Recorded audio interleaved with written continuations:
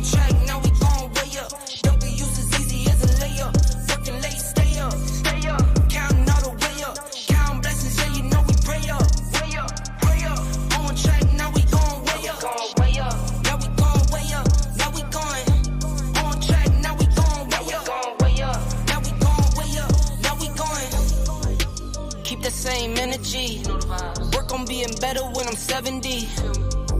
Your drip is just a water spring. You know I drip different, just the 7 C's. I deal with life different, make that lemon squeeze. Went off for my style and identity. Better bounce back and get the cheddar cheese. I guess that's why they envy me. On track, now we going way up. W's as easy as a layup. Working late, stay up. Counting all the way up. Counting blessings, yeah, you know we pray up. Pray up. On track, now we going way up. Now we going way up. Now we going. On track, now we going way up. Now we going way up. Now we going. I got his band like I'm Barry Bonds. Running through the money, but the money's long. I don't love it, but I need it, keep it coming on. Only friendly, me and friends, we don't get along. I put that on my name, that I put them on. I put myself on stage and say sing along. I might book a session, do 100 songs. I'ma let you hear them just to prove you wrong. On track, now we going way up. W's as easy as a layup. Working late, stay up. Counting all the way up. Counting blessings, yeah, you know we pray up. Pray up. On track, now we going way up. Now we going way up. Now we going. On track, now we going way up. Now we going way up. Now we going. All right, ladies and gentlemen, boys and girls, welcome to another great edition. This is your host, Classic Craig, and I have the one and only legendary man himself, the real lion, the unkillable, the one, the only, the champion of champions, the AKA People's Champ, JJ7K. So, JJ, what it do, homie? What it do? And welcome to Paradigm Shift, man. Welcome. How we doing? Hey. Oh, man, that was a gracious introduction, man. Hey, first off, I want to give a shout out to the Real Lions Den, Naga World Order, you know what I'm saying, Black Jesus Ministry, and of course, Paradigm Shift TV. Now, ladies and gentlemen, we kind of got a couple of technical difficulties. I had some videos that I wanted to share to y'all, but we don't have anybody to I can share, but the person can't share it to y'all. I ain't got the access. Ahead, man. I gotta go up. I gotta go up the access. So, we basically, So what we basically gonna do, y'all, is there goes somebody with a wrench right there. Who was that? Coffee Culture, and can he come on and? That's Rocky. I think Rocky got admin access. You know what I'm saying? That's Kyle's. I don't think he got admin access. That's Rocky Lizard, right? Yeah, that's Kyle's apprentice, so ex-apprentice. You know what I'm saying? Shout out to Kyle. Right. Yeah, shout out to Kyle, man. He's one of my students, from back in the day. So like I say, it's kind of disappointing because I wanted to, because see, they over there on pseudo killers, and they over there, down in the black scholars like Renuku Rashidi, the brother Clyde Winters, what's the other one name? Ivan Van Sertima, because they're over there teaching that Africans didn't come to America before Columbus. And I did a great presentation on Saturday TV about a year ago, maybe a year and a half ago. And I wanted to I had some extra information that I also got. I want to show that presentation. That was really one of my best presentations to date, But so basically, we're going to do, ladies and gentlemen, we're going to have to reschedule it probably tomorrow. But I do want to tell you about a few upcoming events. He can put the StreamYard. He can send out the email of the StreamYard if some of y'all want to jump on, and we can maybe chop it up for a minute. But it kind of let the air out the sail because I had some good stuff that I wanted to teach and show y'all. But but we do got some good upcoming events. Thursday we opening up the new channel that Sana gave to me, the Real Lions Den. Unfortunately, the creative process that my vision didn't fit in with Sister Karima's vision. So sometimes partners got to split ways. I still love her; she's still my friend, but you know, we just creative differences. So I had to go and create my own personal channel. You know, see, I didn't create the YouTube channel. You know what I mean? I was just a face. I didn't know how to do it. I still barely learn how to do it now. So I had somebody baby step me and walk me through it. So I created the channel and I called Sonette and said, man, why don't you like to subscribe to my new channel, JJ7K TV? And he's like, hey, man, JJ, I got a channel that I can give you. I'm like, what? He said, yeah, I got a channel I can give you. So he gave me this channel that had 10,000 subscribers. Then he took it back today. But then when he took it back, he said, no, I want you to have this one. So the channel I got now got 13,000 subscribers. So he all in. Actually, if you go on the channel today, he's actually advertising the channel. He got the flyer up because the first debate, the preliminary will be Thursday. That'll be the first show that we do on a JJ7K TV and the Real Lions Den. It'll be Elder Yara versus Aaron Yahudim. Did the Romans take over Jerusalem in 70 AD? Fact or fiction? It's a debate that nobody's done before. I mean, it's a different topic. Usually we doing is Esau the white man, and so I was kind of glad that the brothers came and switched it up. But with this channel that I'm gonna have over here, all is welcome. Even you, Takori. It's the middle of this is January, February. It's the first quarter of 2024, and all beefs and all disagreements it's a clean slate. It's all dead. JJ is a forgiving person. All dead, bro. Brother, all dead. So I don't. Y'all know I might be mad at you. Y'all might be mad at me, but I don't stay mad. Let's throw all that away and let's get this information out there. You see what I'm saying? So I'm excited about this new channel because it's we're gonna have a bunch of exciting debates. We're also gonna I'm gonna be bringing people in from the community center that help our people. I'm gonna try to get back in contact with the president of Key Bank. He's a black man in this city in Denver. He wants to come on and speak about some things and teach us about financial literacy. That was like 4 months ago, but I didn't make it happen. I had some things going on with the channel. Also, I got this brother who's in contact with the unions, with the Boilermakers, with the sheet metal workers, the electricians, the plumbers, the pipe fitters. He was also going to come on, and I'm going to get back with him. He's going to come on and tell us how he can get us connected, in the unions. Because it's not too many of our people that's in these unions, because really when these unions were created, they weren't for us. They were to keep us locked out. So like when I was in the roof, I'm still a journeyman roofer, but when I look around, I'm up there on the roof, I'm not seeing people who look like me. I'm seeing, Mexicans and of course, Europeans up there, So now we want to get people to learn to trade, computer. If you ain't doing nothing with a computer, you better learn something with your hands. You better learn how to, goddamn read a tape measure or use some kind of power tool or some kind of machine shop tool. A brake, a press, a shear, things of that nature. Because skilled labor can never really be replaced by computers. But I want to give a shout out to Straight Jacket, Bars Reloaded. Her and Shekemet and Naga will be making a new theme song for JJ7K TV and the Real Lions Den. I want to give a shout out to the Lions Den People's Champion Andrew Hunt. He's gonna be making a song for me, and I'm trying to reach out to Neo, but Neo been working a lot, so he's been kind of hard to catch up. Neo's done a lot for the Lions. He made a couple of songs for us. like I say, Classic Craig was kind of let down, man, because I had some good information that I want to show the people, but that's okay. That's okay. So we're gonna talk for a minute, then we're gonna reschedule for tomorrow. We do have the Universal Ultimate Debate League tournament starting up in June. I'm even giving Black Jesus Minister another goddamn chance. Yeah, you know.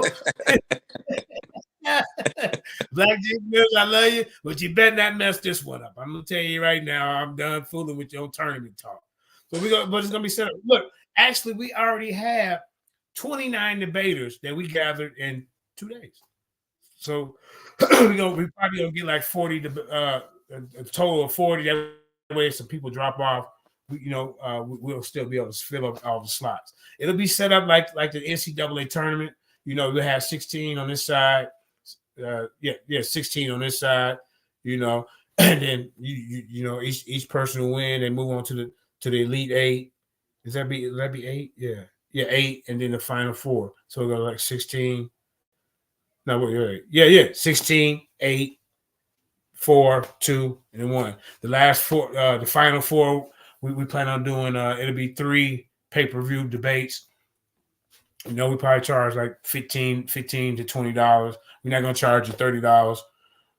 For the and until like something that he can do that. He been around for a while. You know what I mean? Yeah, he been that. Yeah, people ain't gonna charge you an arm and a leg just to get into the tournament. You know what I'm saying? Right. He been putting in work for a long time.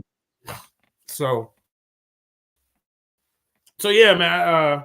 Like I say, it kind of took the air out of my sails. I had some good information because they're over there on Pseudo Killers and Unc West and all them over there. They just crediting our black scholars. So if I would say anybody, you're gonna have a chance. You got a chance, but I gotta. Yeah. It's okay. Go ahead, you want to ask a couple questions? Go ahead, brother. Yeah, it bothered me for a long time, bro. Because I see you, because JJ, I didn't. You didn't watch me grow up. I hate to say it. I hate to say it, but it's true. I mean, you came in the den when you was 18 years old, man. You're going on 30. Now, think about that. That's 12 years, bro. Yeah. But let's not reveal that story, JJ. Hold up, brother. And I kind of took you up on my wing because they was giving the young man a hard time. They was calling me Hold on, wait a minute. And then look, the man was so happy. The young man was so happy when I Jabari and signed that in the back chat. He was they were like stars to him and shit. You remember that? That's true. Any other day I would lie, but that's true. Okay, that's true. But I gotta ask you this, man. All the times, especially back in the day when before you got the YouTube, before you had the followers, right? Before you became the legend twice, right? You said that you was done debating, you was retired. That's interesting. I mean, you was. I mean, JJ, I had to give it to you. I mean, if it wasn't for you, a lot of people wouldn't know each other, right? I'll be honest with you. I wouldn't know Ratchet Craig if it wasn't for you, right? I mean, you were the godfather who brought the back chat together. You were that network, and I feel like you never gained that credit. You see what I'm saying? Nobody ever blurted that out, right?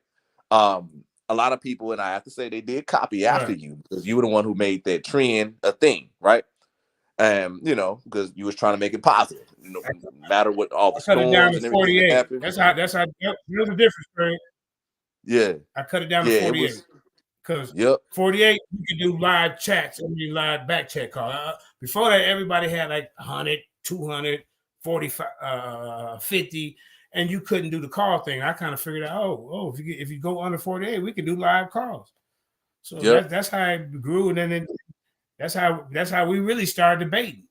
We started debating. We was back chat debating, and I mean Kyle, Greg Phillips, Daniel Haru. Yeah, Daniel got his own channel now and stuff like that. That was amazing. Yeah, it was. His own channel. Yeah, those were the times, man. The good times and the bad times. But I just want to ask you, JJ. Yeah, because look, we used to. Go ahead. I gotta ask you, because okay, a lot of people have heard. Yeah, we should stay up all night, man. We should stay up all night. Yeah, a lot of people heard about this, but bro, is you really retired from debating, bro? Actually, man, I came back, man. I made an attempt to come back last week, y'all. Well, no, 3 days ago. It's supposed to be me. I don't know. A lot of y'all probably seen the preliminary, and you know, who was that to say? Who was that to say that the other day? What's his name? I'm biased sports. He said, "You know what, JJ? I don't like preliminaries because it scare people off." And that's what happened in a couple of my preliminaries. I had a preliminary with it was me and Black Jesus supposed to go against Don Pro is 01, Divine Ron Shields, and Terry the Gargoyle Whitfield, right? And that day, when we had the preliminary on the lines, then that day Black Jesus Minister was sick or something, so it was me versus Divine Prospect and Terry the Gargoyle Whitfield. Now, I'm not even gonna call him that because I told I was gonna make it true. Terry Whitfield. And man, I beat them up so bad. Neither one of them showed up for the debate. The only one that showed up for the debate was Don Pro is 01, and he came by himself. And me and Black Jesus Minister beat the brakes off that boy, that man. Beat the brakes off of him. So I said that to say this. So I had a preliminary the other day on FOPE. Shout out to FOPE. You know, that's where that's where I was became the FOP. Laurel Burns. Yeah, the gargoyle Terry. But no, like I said, if I make it true, I can't even do that. So FOPE, I was their first debate champion. I couldn't be a debate champion in Lions Den, that'd be a conflict of interest. I was people's champion. Right. Yeah. So I was a debate champion. Every time I debated, I would say, yeah, in Lions Den, I represent FOPE for our people's edification. When I debated Polite and everybody else. Well, and then, I left FOPE. We kind of fell out a little bit, but I still love them. I'm back cool with them. And they crowned a new champion, and her name is Natalie. And Elder Cornard really speaks highly of her. He really, he speaks real highly of her. He thinks she's a top-notch debater. To be honest, when she debated, she became champion when she so-called beat Black Jesus Minister. I watched that debate. She didn't beat Black Jesus Minister, but he was in enemy territory at the time. Me, Black Jesus Minister, I think Don Pro is 01. We had left FOP for some reason. I forget what happened. I wonder if JJ get him back in the ring again. Yeah, Takori, I tried, brother. Takori, I tried. As a matter of fact, you need to get back in the ring and come and debate Andrew Hunt again for that belt. Because any champion that lose, Takori was champion in the Lions Den. Any champion that lose in the Lions Den, they automatically going to get a rematch. It's a rematch clause. So you still got that, brother, because Andrew hasn't had a debate yet. But yeah, man. So me and her did the preliminary, and man, before the preliminary even started, Karima made a flyer for them, for me and her preliminary. We're supposed to have two. I was first supposed to go on FOPE and do that preliminary, which I honored that agreement. And then the second one was supposed to be on Lions Den before, I kind of retired from over there and just said, Karima, you just run this one because, our vision is going two separate ways. Now, I'm not saying that I'll never go back over there again because that's the house that I helped build.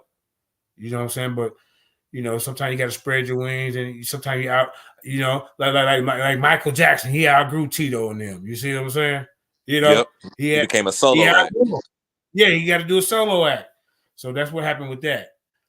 But okay, so she was supposed to come Sunday to come on there. I'm talking about Queen Natalie to do the second preliminary. But by the time I got done with her in the first preliminary, she got scared. She made up an excuse.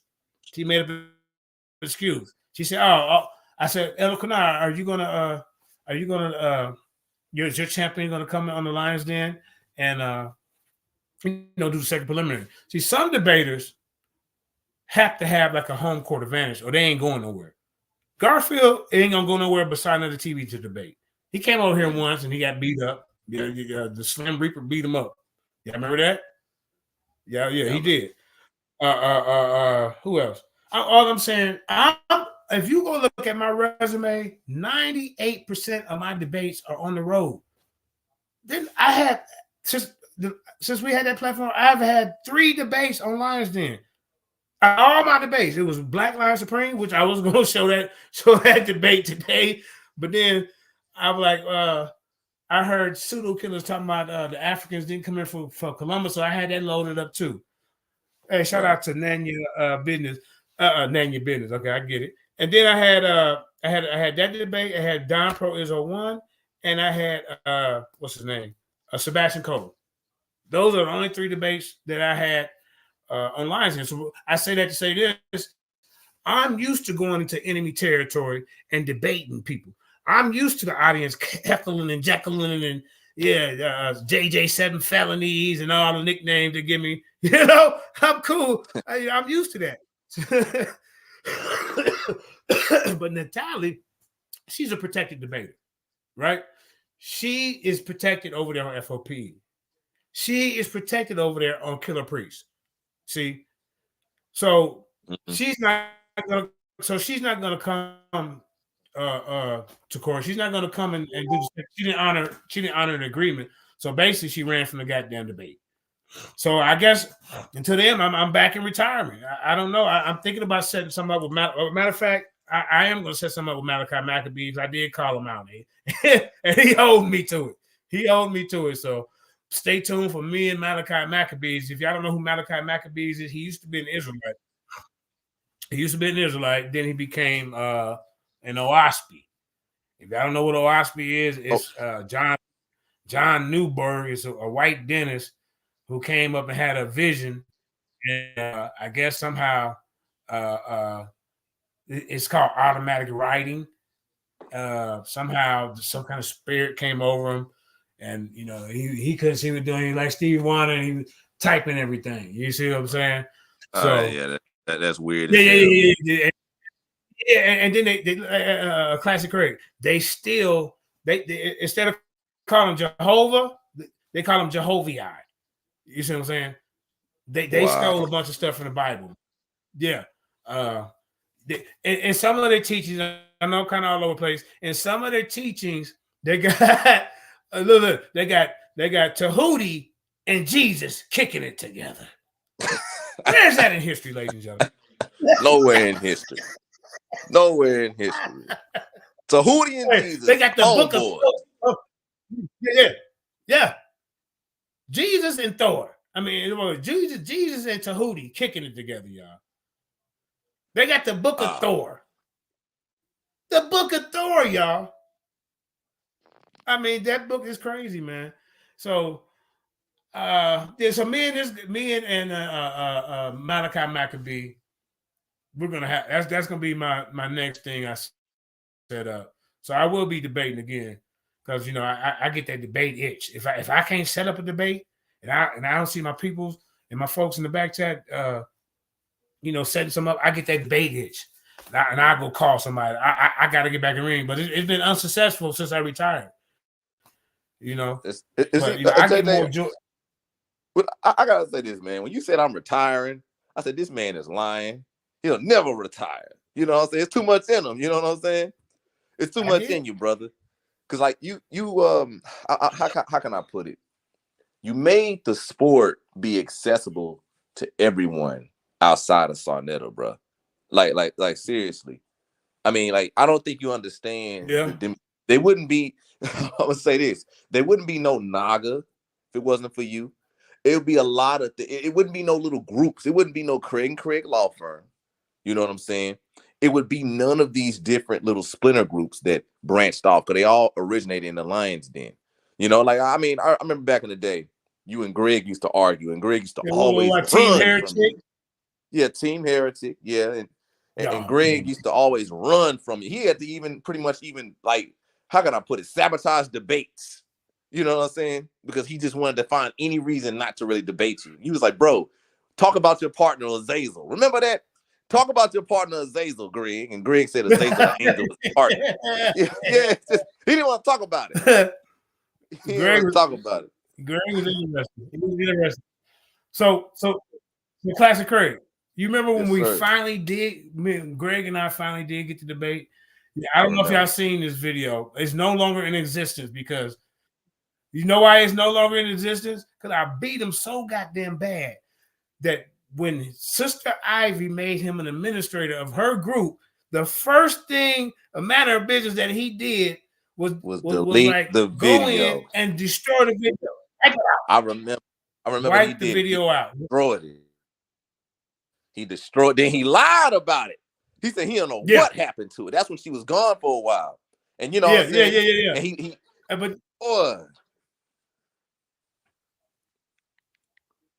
But listen to this. I talked to him about 4 weeks ago. I said, Greg, did you really destroy that? And he finally admitted it. He finally admitted it, man. So, you know, I give him respect on that because I was trying to get him to I beat him so bad. The vote count it was bad. It was like 30-5 or something like that. This one, you know, people wasn't really voting in polls, but you started that too, right? Because usually we have judges. But see another thing too, man. Like, you know, Ratchet and me have some of these debates archived. You know what I'm saying? Because we still got Greg's hot seat. You know what I'm saying? Remember he had the hot seat. So it's some things, you know, we have archived. We got to go back and look. But I remember when we had Black Jesus Minister versus Kofi, you know, and you know, like that was a good one. That was a classic. Yeah, that was a good one. We still got that. We still got that video. That was a classic. That was a classic. You know, that was a classic. Black Jesus. Hey, Classic Clay. Black Jesus has been in a bunch of good debates, man. Yeah. When me and him debate, look. When me and him debated on Sinetta, it was so fun because I ain't gonna lie. Black Jesus, he didn't run off the set. Sinetta threw him off, right? But Sinetta said, "Well, since you running, now I just got to deal with you." I said, "What? He ran?" Then that's right. I'm like, "That's right. Who else wants from the JJ7K? Polite, if you out there, Tazaria, if you watch, I just would. I fed off. Yeah. But to be honest, but wait, hold up. You did go up against Polite. Hey, JJ, you went up against Polite, didn't you? It was a while ago. Yeah. Remember that? You went up against him. And, you know, you had us all on the edge of our seat when you did, because he didn't have nothing to say at all. You know what I'm saying? Yeah. I mean, LP was talking about, give him the gospel. LP said, give him the gospel right now, JJ. You know what I'm saying? Everybody was cheering for you. You know? Because LP was rooting for me? Wow. Yeah, he was. We all did, you know? It reminded me that it's just like, come on, bro. Like, you got to look at the story back then, because a lot of people don't know because they weren't there day one. The first time when you brought Jabari all the way to the Lions Den, I mean, bro, you were banging on the door. Get out of here, Jabari. Get out. He came straight down and said, who summoned me? You know how Jabari is, you know? But then from where you are right now, from debating Polite, you know what I'm saying? You know, your own channel, you know what I'm saying? You're a celebrity. You know what I'm saying? Everybody know you. Everybody know JJ7K, the People's Champ. Hey, check it out. I feel like a C-list celebrity.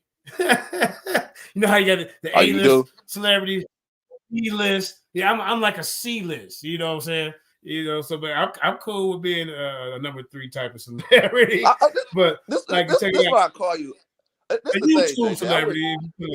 I wouldn't say you're a C-list. I would say you're like a usurper, right? C-list. Like I'm gonna tell you this. What that mean? You know, usurper is someone who take over the throne. They take over the kingdom, right? So with a person that knows with someone that's a troublemaker, right? They have to keep him in a pen when he's fighting everybody else. You see what I'm saying? Like, you know, when a lot of Texas teams in the NCAA championships, like when the playoffs happen and stuff, they have to keep these teams fighting each other. You know what I'm saying? Because when them Texas teams get out and play like the East or something like that, they're gonna kick some ass. You know what I'm saying? Especially in football. Right. But you know, you really did change the game, JJ. A lot of people didn't give you the credit you deserved, man. I mean, like they really didn't, man. Like, For real. Like, but see, but hold on, before you class credit, I'm trying to interrupt you, but I'm not looking for no credit, man. The work gonna speak to itself. I'm humble, man. I'm humble, but I still talk stuff. But I mean, people know that what I've done as far as putting these groups together, as far as promoting people debates, as far as debating all the top debaters, coming from Tazaria to Jabari. I put Reggie on the hot seat. I debated the PA. I mean, the list is pretty thick. I debated Garfield before. I didn't debate. I went on his platform, debated him. Y'all can go check it out. I debated Unc came on my platform when I was on TV with me. I miss my stick, man. My stick is what attracted a bunch of y'all. You know how I met Neo? Neo said I was scrolling through my Facebook and he said, hey, man, hold on. I'm gonna tell you the story of the stick. And Neil said, "Who was this? That was doing my drinking days. I really was hyped up then, boy. I get it. And a lot of times when y'all used to see me and I let the video play, then I go back in the cut, and then I come back. I bet it took me some hit of weed, or I bet it drunk me some beer, and come back. And by the end of the show, I'm slurring. The drunken master. But see, I don't do that no more, man. Call yourself. I'm sober now. Yeah. But see, when I was in front of TV, I attracted all of them. Look, Rob Bourne, Garfield, Sean from the Mossy tribe. Yeah, Sean Divine P. Prospect. I mean, all Sean P. Yeah, all of them came over to in front of my lives in front of the goddamn TV. There go DMG right there, man. DMG, you got to get in here so we can get this show cracking. We got to get in. That's him, right? Yeah, that's him. That's the only man. Hop on, man. Yeah, man. But I'm looking in this audience, and all I see is Lions Den alumni in the building. They got Ruger. We got Takori. I see all of Naga. Man, so it feels good to see a lot of people that I kind of brought together. Like I say, Gray Phillips and all them, they wouldn't have known each other, but King Seth, all of them came together by me. Y'all was my Facebook friends, and then I would invite y'all to the back of these groups. So a lot of people, I didn't heard it several times. I would have known such and such if it wasn't for JJ. And I'm like, oh, really? Even some people didn't even know that I had brought together. So I'm thinking that's why I let her know that I'm kind of, I'm part of the community. You know what I mean? I've done a lot. I brought a lot of people to his channel, man. I'm talking about Tahuti, Carla, Kamishin, Kansu, just to name a few. Zion Warchild, Just Us, Neo, and the list go on, man. So yeah, man. I thank you for giving me some flowers, man. I appreciate that, man. No, man, it's just and another thing too. Like I said, JJ, like I told you off the phone, I'm gonna tell you on live. I do have to apologize, brother. When I made fun of your situation when I went through a similar situation. You see what I'm saying? So hey, bro, the women that hit you so hard, man, you'll think they a dude. I'll put it to you like that. You know what I'm saying? She changed her name was DJ to Dennis, like real Debo. quick. You know what I'm saying? Yeah, like it's so hard you see stars, man. Yeah. It happened so fast with man. Like what happened to me, I got punched in the face. Who was this? Okay, wait. Hold on. Hey, Queen, I'm live right now, so let me call you back, okay? All right, bye. Yeah. Hey, so yeah, man. I gotta say this right quick, JJ. This is a disclaimer. No one can say JJ ain't got no woman because you saw the woman call him. You see what I'm saying? So we could just bury that right then and there. It's your woman calling you. That's what we need to know. Man, that ain't never been no problem for me. I ain't never had no problem getting no woman, man. You just believe that. Yeah. But the problem is keeping them. Yeah, I gotta fire them or they fire me. You know what I'm saying? I was married for 16 years. The dating game is rough nowadays. So I commend the ones that's been sticking together and been together like Kitty Brown and and a new cataract. Just couples that's been together for a long time. It's hard, man, because you go through the ups and downs with them. Like there's a lot of things I wish I would have did different. I probably still be with my wife. You know what I mean? Or there's a lot of things I wish I did different. I still be with my kid's mama. You know, I talked to my son today. You know, he just had you know what I'm saying? So like I say, it's not. I got 9 kids. It's 9 kids, bro. There's 7,000s running around on this earth. You see, four kids and 5 grandchildren. So yeah, man. Most High been blessing me with the seeds. Like I say, man, a lot of people they can't have kids, and they don't know the feeling of you know having kids and having your own. I mean, you know, and then really, you know, I still like I raised my ex-wife's granddaughter. So me and her talk every day. I'm still her pawpaw. You see what I'm saying? Yeah, I came around when she was 1, right? She's 17 now, getting ready to graduate. She want pawpaw to come back and you know come to her graduation. So yeah, man. So I count her too. So now that makes 10. You see what I'm saying? But yeah, man. If we want to talk about relationships, man, ever since that situation I've been in, I've been really looking for red flags when I go on dates. Yeah, I ain't lying. I look for red flags and I get out. You know, with that, I should have been noticing some red flags, but I just didn't at the time. I was just really trying to, you know, I don't even know what I was doing really, you know. But you know, yeah, man. It just like. Because I'm gonna say this: all military women, if she's been in the military, if she had the rank of a specialist or a sergeant, don't mess with her at all. Man, you know what I'm saying? She know how to shoot too. Yeah, she know how to shoot. She know how to stake. She know how to use a knife.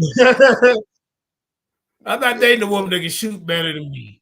I'm putting it like this. I had some skills, you know, and I showed her some things, but I'm just saying at the end of the day, right? Like, you know, it just. Don't mess with them. Let them girls crazy. Let them be single and dangerous by themselves, no matter how bad they are. You know what I'm saying? Right. But DJ, I got a question in the audience. Yeah, go ahead, Chief. Okay, go ahead. But then hit Ruger's line got a question. But go ahead and say yours, and then we'll get to his.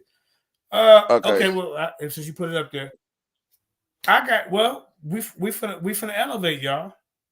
That's when I say we, I'm talking about all of us, all of the alumni, all of us. Because like I said, now I got, you know, Tanetta gave me a channel. He took it back today. He said, you took it back. He said, yeah, because I want to give you the one with more people. So now, remember I was telling you I have a channel with 10,700. Now he give me the one with 13,000 subscribers. So I'm gonna make it do what it do. I ain't gonna be like Reggie and Unc, and they just kind of limited to a certain crowd. It's still how you gonna make the channel grow if you're not expanding, you're not letting people from different walks of life come on who don't agree with you. See, all of Reggie's audience, they all agree with what he's talking about. And then the ones who don't agree, he kick them out, put them in the back chat. He did me like that a couple of times. I never went back. You know what I'm saying? I ain't got nothing personal against Reggie. But y'all know with me, Lions Den, look, if you look at the team over here, the former members, or I say alumni, all of us got different point of views. We don't all agree on the same shit, and that's how it should be, because that's like iron sharpening iron. You see, it's not just it's not just an Israelite platform. What we got, it's for everybody. You see. Yep. So that's why everybody. I know right. That's how I know we gonna make it. You get. You know what I can do with 13,000 subscribers? I'm going to make it happen. And trust me, all of us who got the smaller platforms, you're going to be always welcome. All right, everybody, go ahead. Naga, put your link in the chat. And everybody right now, go ahead and subscribe over there to Naga World Order or to Paradigm Shift TV, you know, etc. You know, to Lines, you know, I got a smaller channel. He said he gave it to me, but you know, I don't know.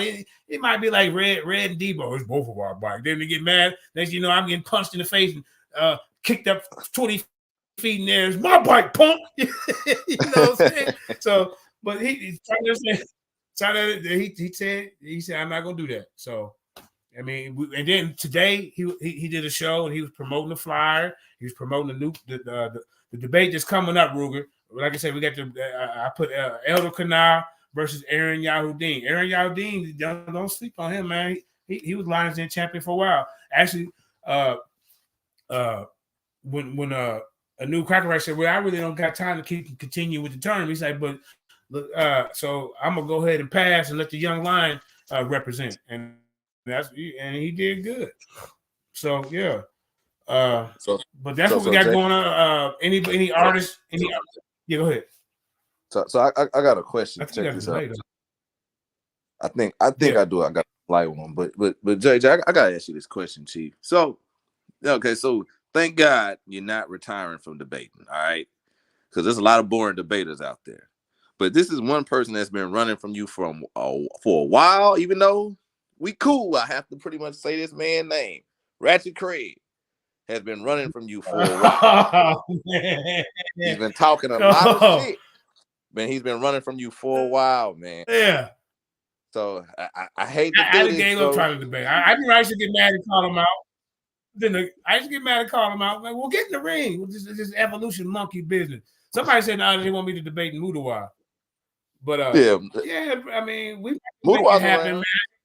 We can make it happen with Ratchet Craig, man. You know, I really like to see him do a warm-up debate against somebody before. But you know, I ain't gonna be like that, man. You know, I give people who ain't had a lot of debates a chance, and then because look, that's how I got in. People, I was a new debater. You know, people, you know, some of them so-called heavy hitters, they gave me a chance. So, you know, I ain't like that. So, Ratchet Craig, if you out there listening, I know you had the job. Yeah, he had the job, but you know, he a corporate slave. But I gotta say this though, Ratchet and me got a debate coming up, man, because you know we've been having some disagreements. You know what I'm saying? Is he a corporate? Hold on. Is he a corporate house Negro or a corporate field Negro? I need to know. Is he in there kissing ass or he in there keeping up ruckus? He is a corporate house Negro. How Ratchet Craig speaks on here, he does not speak like that at his job. This come from a reliable source, a very reliable. You heard him on the phone, huh? Yes. Wow. He said he's pronounced everything, all his syllables he said correctly. He used all his syllables when he's talking in front of them business executives. You don't even know who the heck this is when he speaks.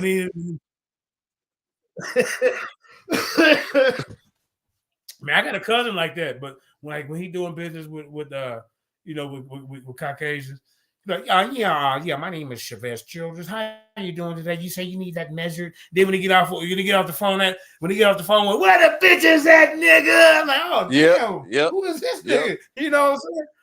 Yeah. Oh, sorry, man. I didn't mean to cuss. My fault. No, that's cool. But I just want to say this, man. He ain't so Ratchet Craig. He ain't. Yeah, it's cool, JJ. But he's not so Ratchet Craig when he at the job. Just put it to you like that. But I he just ain't have so to ratchet, say, man. then, huh? Nah, he ain't. But you know, he need to debate you, JJ. I'm tired of that man doing that. You know what I'm saying? He needs to debate you. But I just gotta say though, man.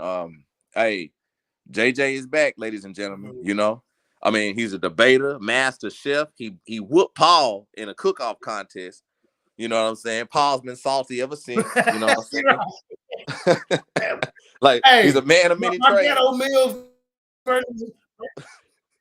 Look. My ghetto meals was looking more tasty than that damn dry ass goddamn $150 plate that he was making for the rich folks. You see what I'm saying? I said, what is this? Remember that one little dry pasta he put up there? And I put up a damn basic burrito taco and it was looking better than his. You see what I'm saying? Yeah, he up there making scales. Yeah, he up there making scales and clams for the wealthy, for them to eat and stuff like that with a single carrot and some ranch on the side. Like, what is this, man? You know, so he gonna get mad because all the women like your shit instead of his nasty ass shit. You know what I'm saying? So I just gotta say, man, that's believe it or not, hey, just check it out. Hey, Carson Craig, believe it or not, some people still I still get responses on that post. I still get responses on that. How long that's been? I know that's at least 52 weeks ago, at least. Yeah, there was, man. Yeah, Paul did make Paul did make some of the pale, nasty food. I had to agree. Yep, he sure did. It was bland looking. It looked like it had no seasoning at all. It was bland looking. No seasoning. None. No seasoning. He still looked raw. Get mad. Hey, Ratchet, Classic. He got the nerve to get mad at me and unfriend me. That's when you know you won. When they unfriend you. Sore loser. That's when you know you won. I'm like, sore okay, loser. Well, yeah, he's sore loser. Mm-hmm. Yeah, that food he made was all pet. See, now your business seen it. Yeah. So you see, they go witnesses. But yeah, everybody, for real, man. Like I say, man, we gonna with these 13,000 subscribers. I'm not gonna be stingy with it. Anybody got a platform? Anybody got their music? It's on the pop. Y'all come on into the Real Lions Den, and we're gonna do what we do, and we're gonna do discussions. What I'm trying to do is bring back on, like I said, the president of the Key Bank. This is a black man, and some of the community activists around here. I got a brother that the first black man in Denver who's running sober living homes for people who's trying to get their act together. Because usually it's ran by people who don't look like us. I'm bringing him on. He also he's another brother that also has ties to the unions that can get you connected with that. As a matter of fact, he got me connected with the Boilermakers. I'm getting into the Boilermakers, and I've already went to 4 years for school for apprenticeship for my commercial my commercial journeyman card for commercial roofing. But so honestly, I'm 52. So by the time I'm 56, I've been and graduated that. And then most people retire at 68. So I've been and got some of their pension money. I already got pension money with the roofers. So like I say, it's never too late to learn, man. And like I said, I just want to bring some positive things to our community, and whoever else got something positive, like I say, yeah, jump on there, do that. I ain't got to be on there, because I'm gonna have, like I say, Elder Yara gonna help me run the channel. Everybody who have wrenches. The reason why I gave out wrenches to everybody on the other channel, it wasn't to control people and bang and argue and throw people out. When you got a wrench, you can post information in the chat. I don't know, y'all know that you can post your channel. Hey, come over here to my channel. You see what I'm saying? Subscribe to my channel, but you can only do that if you got a wrench. That's why I don't have a problem passing out wrenches. JJ don't get the credit. Okay, who? JJ Snake. JJ don't get the credit. Is that the one you got? No, he got different. JJ don't get the credit for the work he put in and all the brought to the spotlight on YouTube. Yeah, like I say, man. Like here's the thing with Tahuti, right? Now, Tahuti was I ain't gonna say he was my protege, but he was like, when he became champion, when he beat Judah Nazareth, everywhere that I went, I took Tahuti with me. And every platform, I'm the Lions Den champion, because he wanted to get his name out there. Every person that he wanted to debate, I set that up. Uncle West, Zion Lex. He wanted to debate Taharka Bay, but they couldn't come up with a debate. I'm talking about everybody. I took him on Garfield. You see what I'm saying? I took him on everywhere I went. He went. And then when he left, and when he left, and then he went over to Killer Priest, I'm like, oh, okay, cool. I heard he part of the Wu-Tang Clan or whatever. I said, I don't want to go in there. I said, but why don't you get Andrew, and I forget what they was calling themselves, Team Kemet or something like that. It was something. I said, bring your guys over there, let them get some shine. Oh, and and I ain't gonna do the Tahuti voice like I used to, but it's not that type of platform and all that. So really, my goal was, if I elevate and I bring you up, but then if you go somewhere a bigger platform, you pull me up, and then if I might shine, or one of us, another person might shine and go up, then you pull the team up. Tahuti stopped the process. He didn't want to bring nobody. He didn't want to take y'all with him. And if that's how I am. If I go to a bigger platform, y'all coming with me. I've always said that. So and that was Tahuti. I get more joy. Tahuti was the brother that got bit by a snake, right? That sub-Saharan desert viper. Woo! Yeah. Tahuti, yeah. He still, man, and then he come back a couple weeks later with a snake bigger than that. Then Tahuti got an alligator in his goddamn house, y'all. What? Tahuti's a magician. I love Tahuti. I mean, I still, I mean, that was one of my champions. That was, shit. He started the the Lions Den real good. So I can't have number love. Yeah, he started in the Lions Den. I remember Did when nobody know Tahuti? Yeah. I remember when he first came. I remember that. Everybody was like, "Who is this guy that's talked like Michael Jackson?" You know what I'm saying? Because we thought every time he talked, we thought he was gonna start singing. Yeah. I say it. You know, JJ, I don't got no filter, so I say it. But yeah, I remember. You know what I'm saying? And it was, man. Hey, like I said, you've been there with the legends, man. I mean, shit. I remember you even had Unc West and all them come down, man. They all came down to mess with you, man. They all did. You know, it was just, they all did, man. Yeah, they all used to come on my look. One time, me and Rob Bourne had a discussion, a heated discussion, so bad, and man, I got him so much out of his square. You know how Rob Bourne get to yelling and yeah, son, yeah, be, and he was so bad that when the show went up there, he called me and said, "Man, JJ, man, come on, bro, take that down." He said we both was cutting up. But then with my cut up days, I didn't look at it as a cut up. I just looked like you turned the hell up. You just got beat that day. I said, yeah, I'm gonna take it down. I left it up for about at least 8 more hours, make him suffer for a minute, but I ended up taking it down. But that was just some of the battles, man, I used to have when in front of Facebook, man. Well, where Facebook kind of messed the Lions Den up was when they stopped letting us do watch parties. The watch parties will really help the numbers. Man, I was on Facebook. I was getting some of them debates 3,200 views. And 1,500, 1,200 when we go off the air. So I really didn't have no need for YouTube. But then when they took that away, I was like, well, then okay, we're gonna have to do something now. And then Carla created Karima created a YouTube, actually to make a YouTube channel, and that's what it is. That's how I got on YouTube.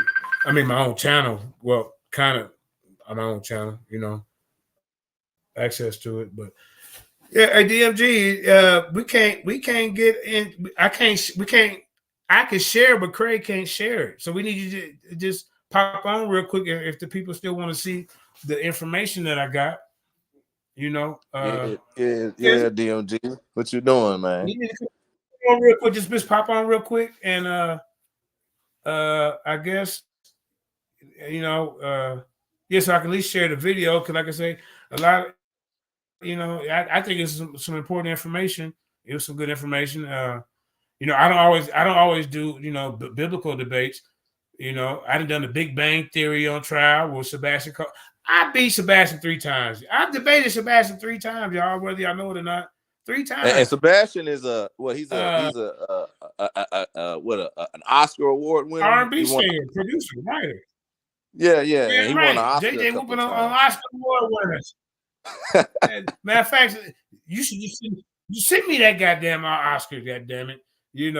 For the ass whooping I put on you, so I can put it on my damn show. Sebastian, man. Sebastian cool though. I like him, but he got cool. Beat up. Man. In my mind, he did. He thought he won, so that's how it goes. I can't stop you from thinking you won. The tape might say something else.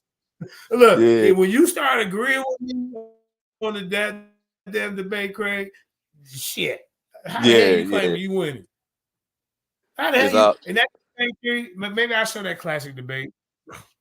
Yeah, and then look, Black Lion Supreme, right? Me and him debated. You know that, right? Yeah. Me and Black Lion Supreme debated, y'all. And when Mama Lion Supreme say that JJ showed that Bible, he showed know what he talking about, and you talking about that Kemetic mess, that let me know she was rocking with me in that damn debate. I tease him about it all the time. Now the story done changed. Because he didn't have to tell me that his mama said, yeah. He said, Mama Lion Supreme. He said, my mama, I call her Mama Lion Supreme. He said, Mama Lion Supreme. Now he called her that too when we talk about it. He said, yeah, she sure said, you know what you talking about. You know, and I ain't the best biblically sound person, but for, you know, that day I must have put on an impression. You know, there's a lot I still don't know in the Bible. You know, I ain't read the whole Bible. I ain't gonna say a lot of y'all. I read the important parts, you know, but there's other parts that you get kind of boring. You're like, I'm skipping that part. You know what I'm saying? But you know, I'm not a typical Hebrew. I'm not one of them self-righteous Hebrews. Like they get mad at me for posting women's sports on my page. You know, because they got the booty cheeks hanging out. That's their uniform. Yeah, they can't I'm just help posting with. I'm not posting just because of the booty. You see what I'm saying? Yeah. I'm posting because she was tying her shoe. Yep. That's it. Or she shooting a 3. Bent over tying her shoe. Or she shooting a 3. You know what I'm saying? But right. they minds is in the gutter. We're not even looking at women's sports. Yeah, like, hold on. Finally, he came out of hiding. Here he is. See, JJ, all good things come to those who wait. All good things. We made it work. I was telling Craig, I like, man, I really ain't got nothing to talk about. But I guess once it's lights, camera, action, JJ run his damn mouth, and Craig a talker, so we kept y'all warmed up. Hold on for a second, y'all. Let me plug up. There he is. See, so we finna learn something, y'all. Yeah. Y'all finna learn. For those who didn't, no. For those of y'all who didn't, I'll get comfortable a little bit. I'm in my little room here. So now this is a bad look. I talk about people when they be on the platform. Like this one dude was on Sonnet at one time, and he was just all laid out. Remember that? I was like, come on, man. Yeah, that ain't okay. I said, come on, man. So I ain't gonna, but, you know, I feel like laying out. What up, DMG? Finally, JJ. Okay, we'll see. We'll say. Hey, what up, family? They tell motherfuckers to put a 10-minute tape. Hey, you know what? Hold up, DMG. I wanted to do that. Like some of my best highlights in my debates. Like I can send y'all clips of what I'm really going in, like on Tazariak or Black. Me and Black Jesus had 2 classic battles, man. It was 2 classic battles. Me and Tazariak debated 3 times. Me and Sebastian debated 3 times. I done ran across Unc West twice in a couple of battles. I went on Garfield. Oh, I got a victory over Divine Prospect. Yeah, I showed it. When you agree to the debate, and you come to the preliminary, but you don't show up to the debate, that's an ass whooping. And he even said it. Yeah, I'll give you that victory, JJ. I didn't show up. I don't like winning by forfeit, though. Oh, where'd Craig go? Okay, so let me share. Can I share? Can I share my a quick classic? I was gonna play some music, but we are kind of into the show right now, so let's just get to the information. I was gonna play Welcome to the Lions Den. That's one of the videos that kicked us off. But this is the information that I want to take. This is what I want to show. Hold on, let me find it. Hold up. Where the hell is that? Hold up, y'all. What up, DMG? You got it, man. You there? Okay, maybe not. Yeah, can you hear me? Hold up. Okay. Yeah, you said yeah, I hear you. You said you had made me admin, but I accepted it, but I don't think we did the final touches, so I couldn't do what I couldn't do what I do. This is Takeover Tuesday, ladies and gentlemen. God dang it. So yeah, let me share. Yeah, we trying right to get JJ. Before you leave. Say that one more time. Go ahead, fam. Oh, okay. I thought your no, go ahead. Mike. Go ahead and say what you got. But no, I was gonna say we trying to get JJ. I actually asked him to do it every week, but he said, hey, JJ, y'all heard how smooth he answered that phone earlier. JJ got stuff to do. He said, I can't do it every week, Doc. So we gonna see if we can get him in here every couple of weeks to do a Takeover Tuesday. Hey, was the voice inflection different? Hey, man. Hey, your Yo, you ain't even sound like JJ. I had to look at the phone to make sure Craig still had you on the show. I was like, who answered that phone? You ain't even sound like Right. I was like, hold up. Right. You went from JJ to Billy D. All of us. Right. Look, hey, my sister I think all of us is going to do that, bro. You know. Oh, no doubt. No, I sure do. Hey, man, I try to go from DMG to Barry White in 2.2. If my wife here right now, I'd be like, what you need, baby?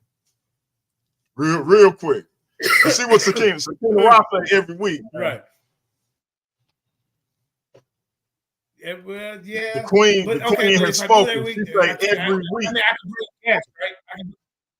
I can do guests, right? I can like bring guests with me on Takeover Tuesday. Yes, sir. And Black Jesus was supposed to be. He's supposed to be coming on. He said as soon as he get back from the grocery store.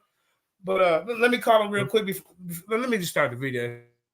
If he come there, because he want to advertise the tournament. We got damn Craig and got school on me. Says, yeah, you been lifting, ain't you? That's what's up. Hey, when you and JJ, real quick, when you was naming your kids, and I thought it was real touching how you still count the one daughter, but I think you left off one. Oh, bro, come on, Doc. I think you left off one, man. God damn, man. Charismatic classic Craig, man. Because look, when we was on the phone earlier, you say, "Man, I remember when you was I wouldn't let nobody, boy." You say you remember when he was 18 and that man 30.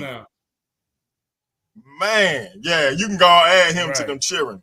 Bro, hey, man, this JJ show, it's not about me, DMG. It's enough. Yeah, I know you laughing. You getting too much of a laugh. Killing me. The real birds in this country, nigga, wearing a jersey dress. Hey.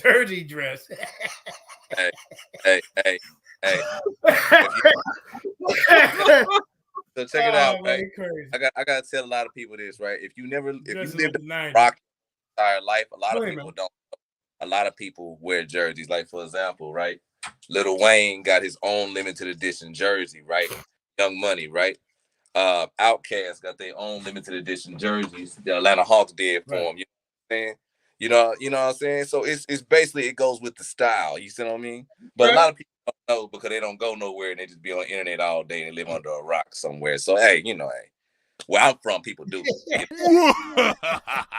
That's fire. Yeah. Hey, Craig, how many jerseys you got? I just got one jersey, bro. I don't got a lot.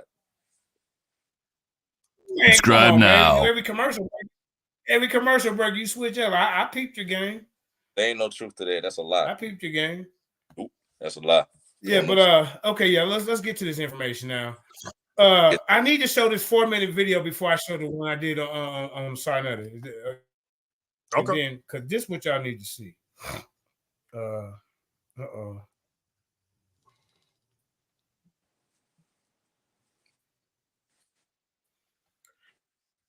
Now, basically, this is a hot topic now. I guess it's coming back, line Supreme debate. But being Black, a lot of people ain't seen that. But it was what's best for the Black community. Comedic science was it comedic? I forget what's called comedic literature or the Bible. And a lot of people say literature was here first, but it's how you present the information. The man came to a debate with no goddamn PowerPoint. He came with just lip and no sources. And that was a big mistake when you get in the ring with me, goddamn. But here we go. All right, hold up. So let me present this. So this right here, what I'm going to show is a 4-minute video because they say, well, the Africans, they didn't have boats. How could they get over here? Like we were just too dumb, Because when I say we, I consider myself an African, There's a lot of people, I'm a different type of Israelite. I know that there's Israelites over in Africa. I know it is, so I like Tazari African who hate their own people. Okay, hold on. Let me.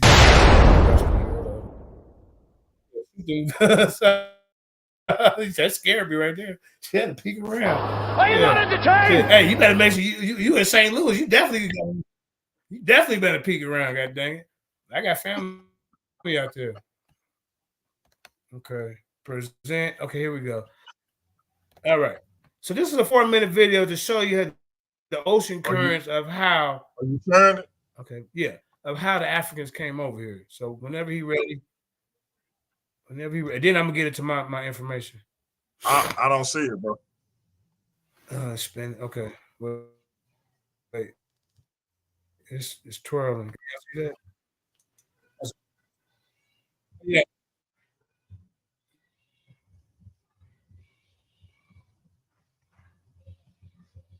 Yeah, I don't see it yet. Oh, that fell off? Okay. Let me share again then. Oh, it should come up now. There, I see it. See if it show now. Hold up, y'all. And see, this is the reason why I don't like running the 1s and 2s. I'm always having some delay. But I'm gonna have to learn. Okay, hold up. Okay, blacks discover America. Here we go. All right, hold up. Shout out to Smoking Conversation with.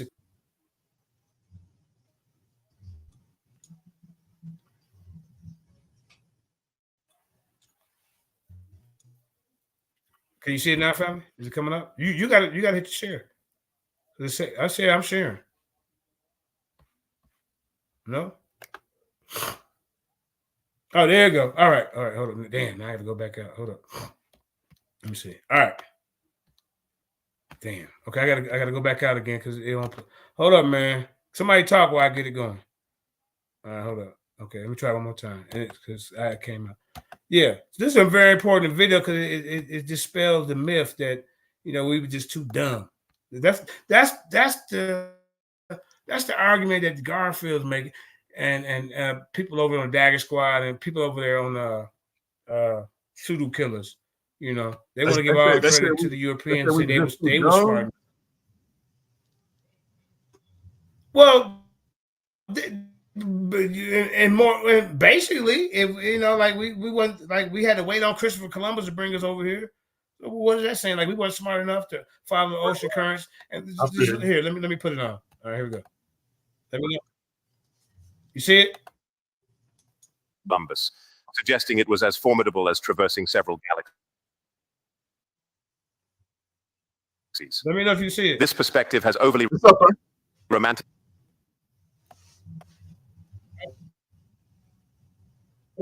Columbus' voyage, insinuating it was. We were smart enough. All right, here we go. Often portrays the Atlantic Ocean as historically boats across vast. Often portrays the Atlantic Ocean as a virtually uncrossed barrier before Christopher Columbus, suggesting it was as formidable as traversing several galaxies. This perspective has overly romanticized Columbus's voyage, insinuating it was beyond human capability and sidelining any consideration. The Atlantic Ocean is not just a vast expanse of water. It's a dynamic system of currents that flow like rivers within the sea. Just how they got over here. Look. These currents are powerful forces of nature that can carry you ain't got to paddle your boat. The currents is going to do it for you. And, historically, boats, across vast distances without the need for rowing or sailing. One of these currents, known as the North Equatorial Current. Now, nobody really in our community has ever even named the current. So this is something new. The North Equatorial Current. Actually, when I was in my debate, I think I brought that up, but they called it something else. But that's the name of it, y'all. Look. Plays a particularly fascinating role in the story of transatlantic journeys. Imagine setting a relatively simple boat adrift in the Atlantic. Thanks to the ocean's currents, that boat can be carried all the way to the Americas without anyone having to row. It's a natural conveyor belt that has been operating for millennia. This phenomenon isn't just a matter of theoretical interest. It has historical significance as well.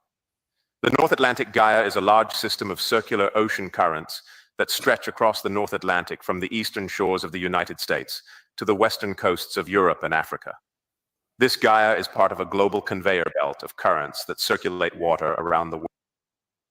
See, Garfield, a global conveyor belt. That's how we did it. We didn't need Columbus. I mean, y'all want to make like they were just such geniuses that we were just too dumb to come over here. And we already know that there's other African, Ethiopians, and all kind of stuff that came over. They came over here way before Columbus. They got gold spearheads that's over here. How did the hell they get over here? How did the gold spearheads get over here? Somebody had to bring them over. We got West African cotton that was found over here. How did that get over here? So let's keep it moving. I get into it, y'all. Go ahead. World's oceans.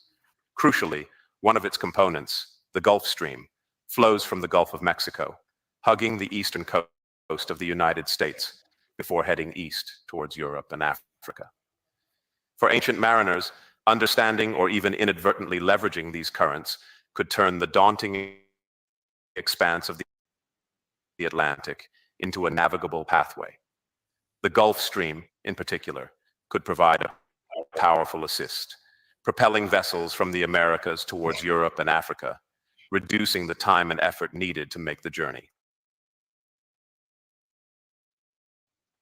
While direct archaeological evidence for intriguing findings, such as the presence of cocaine in Egyptian mummies and similarities in pyramid building techniques across continents, have fueled speculation and hypotheses about prehistoric transatlantic contact. The voyages of explorers like Thor Heyerdahl, who successfully crossed the Atlantic in the papyrus boat Ra-2. It said the Ra-2, a vessel made from Ethiopian papyrus, successfully sailed across the Atlantic from Morocco to the Barbados, proving the feasibility of transatlantic voyages, Garfield. Oh, I know you peeking around in the bushes using the Canary Current. That's what I said it was, the Canary Current in my debates, but they called it something different here earlier. The Ra-2 journey ended triumphantly, proving the seaworthiness of the papyrus boat. And they go to picture because I guess they kind of redid it. You see what I'm saying? But actually, this is a 25-minute video. I guess y'all got 25 minutes. I do. All right. That ancient boat designs could indeed make such a journey. One of his most notable trips was the Ra-2 expedition in 1970. During this adventure, he navigated from the west coast of Africa to Barbados in a boat made entirely of papyrus reeds. This lends credence to the possibility that ancient people could have exploited the natural highways formed by the Atlantic currents and winds. In addition to ocean currents, the prevailing wind patterns over the Atlantic also play a significant role. The trade winds, blowing from east to west in the tropical regions of the Atlantic, and the westerlies, blowing from west to east at more temperate latitudes, create conditions that, with the right knowledge and technology, could be exploited by ancient sailors to cross the ocean in both directions. The implications are profound. The natural pathways created by these ocean currents enabled pre-Columbian contact between different peoples, challenging traditional narratives. Pre-Columbian contact, see? So, we have people in our community who just want to say, oh, you know what, the only reason we got over here, we were slaves over Columbus brought us over here. Well, I beg to differ. We got information out here proving that that's just a false narrative. Let's keep it moving. About isolation and discovery. In the periods of early European exploration and contact, European explorers noted the presence of Africans in parts of the Americas. These observations. I said that in my debate. See, Garfield, you wouldn't have had a snowball's chance in hell to debate me on this topic. This is why he didn't show up for the goddamn debate. Sarnetta had to say, bro, I said, this was Sarnetta was kind of a little bit more biased. I said, Sarnetta, you're going to have to tell the people, man, this dude, he didn't show up. I get the victory. And he finally told Garfield, yeah, JJ get the victory, bro. You didn't show up. And there's a reason why, because the information that's provided here, the information that Ivan Van Sertima presented, the information that I think Clyde Winters and Renuku Rashidi and all the others, Assad, what's his name, Imhotep, all these people brought out good enough information to dispel the myth that Columbus was the first person. He didn't even discover America. Basically, all these people was here. A lot of people, the Vikings, I mean, everybody came over here before goddamn Columbus, man. They just more popular, I guess. His story, you know what I'm saying? And we roll with it. All through grade school, you singing Columbus sailed the ocean blue in 1492. They teaching us lies, man. Well, they probably already knew about this information, but they didn't want to tell us. That's why I say examining the pre-Columbian contacts. Like I say, this is for educational purposes. We're not trying to make any money off of it. That's the disclaimer. Let's keep it moving.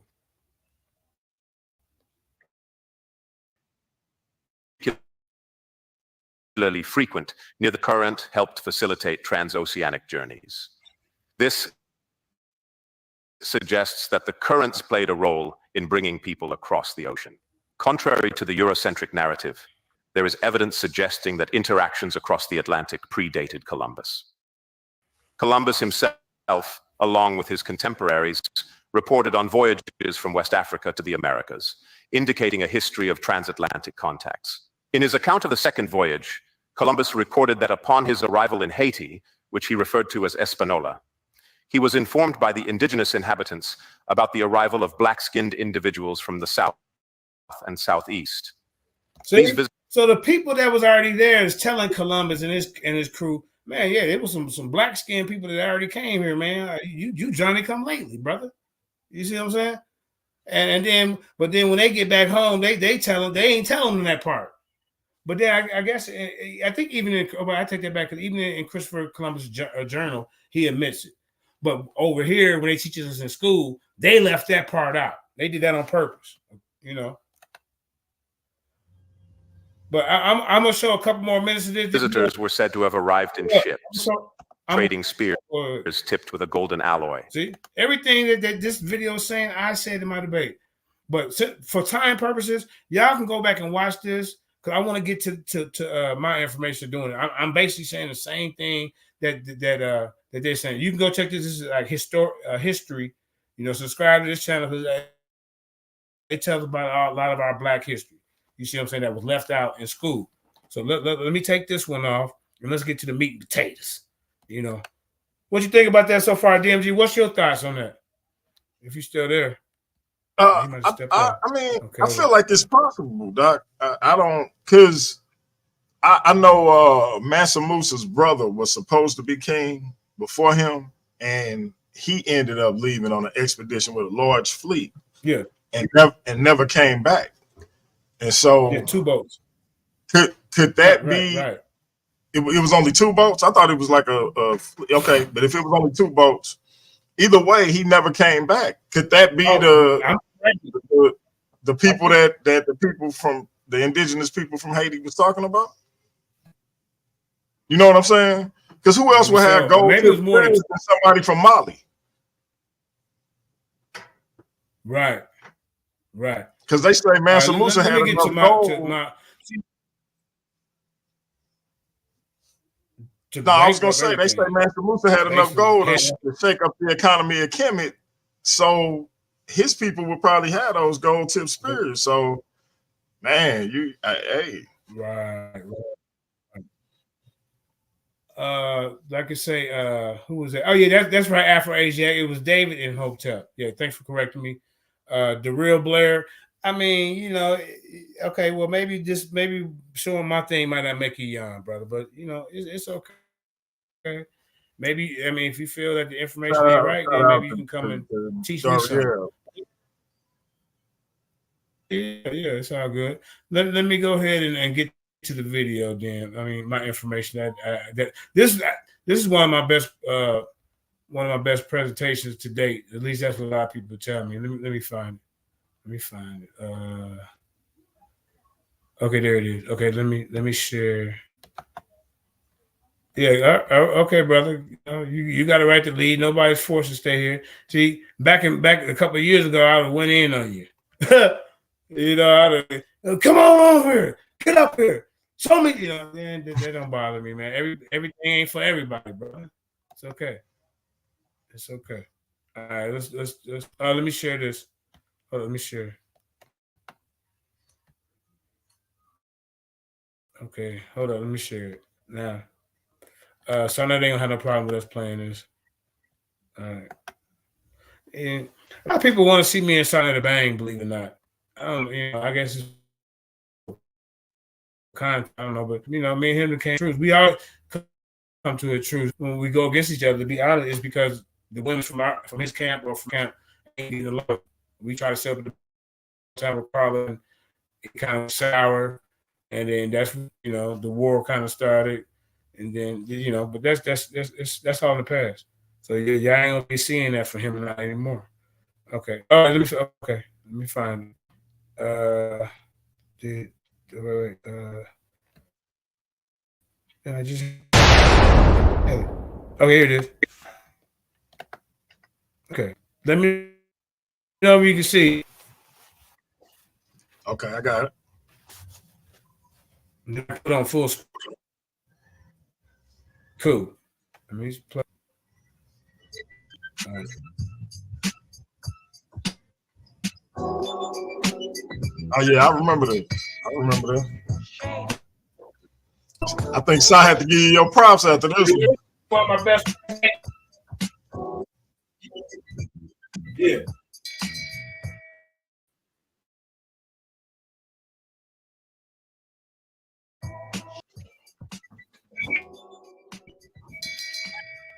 Shame. Shame. Shame. Shame. Shame. Shame. Shame. Shame. Shame. Shame. Shame.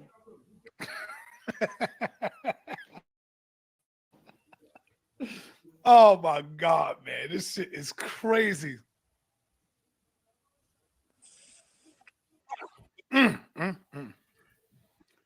In case y'all want to know why I'm hitting the bell. Shame. Shame. Shame. How many of y'all seen that motherfucking Polite video, man? This shit is crazy. Shame, man. How many of y'all seen that shit? The video what Polite just did, man. Anybody with eyes can see now that nigga, you're trying to scam him again. You're trying to get some quick ass money, nigga. Stop it. This is a hotel, a great hotel, brother. I know. Stop it, man. I got $2,000 in. Stop. Shame. When are you gonna stop it, man? Shame. This shit is just sad. It's crazy as hell. Scamming. They ain't doing that shit, nigga. People and everything. All they got to do is go to the damn video and see him walking down the hall with the suitcases and all that, man. The shit. Oh, man. Nigga trying to get a quick $5,000 or something. Damn, this shit is sad. Shame. Shame. Shame. This shit is a shameful deed, man. Like, I don't know what else to say about it, man. I'm going to just let it go from there, man. I mean, damn, man. I'm starting to see clearly now. I can see clearly now. The rain's gone, man. Fuck out of here with that weak shit, nigga. This is not no cheap-ass hotel where you was in. It's not. They are not doing that where the hotel people coming in still and putting their job on the line that steal some crazy shit.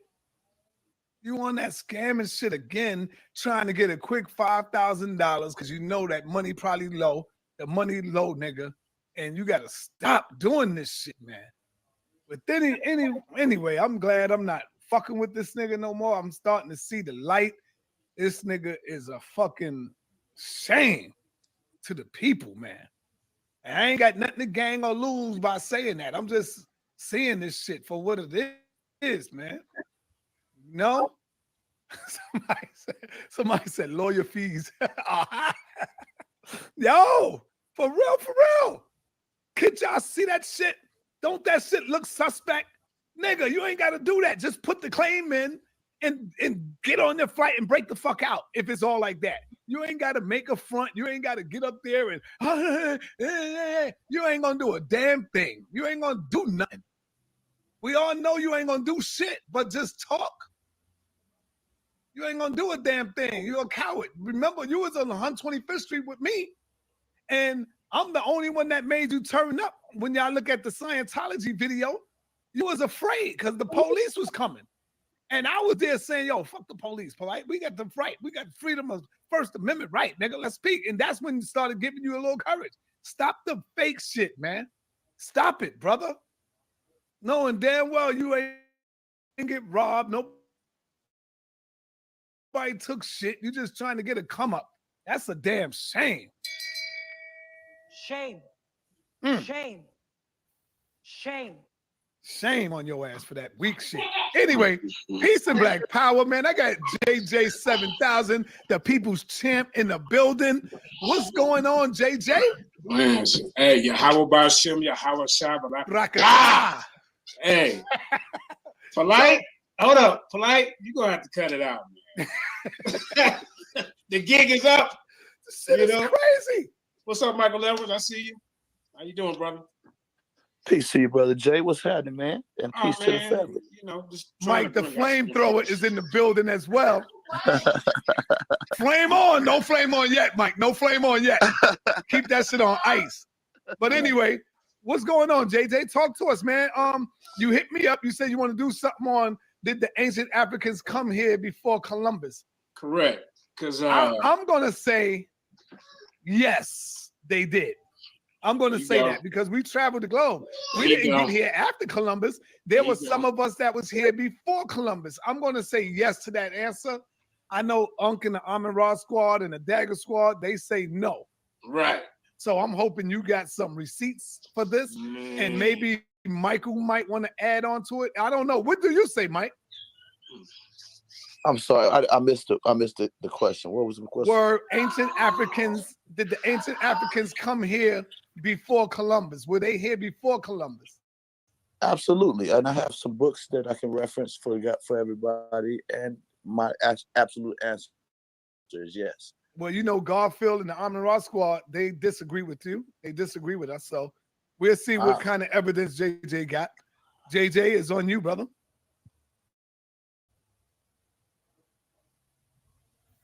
Some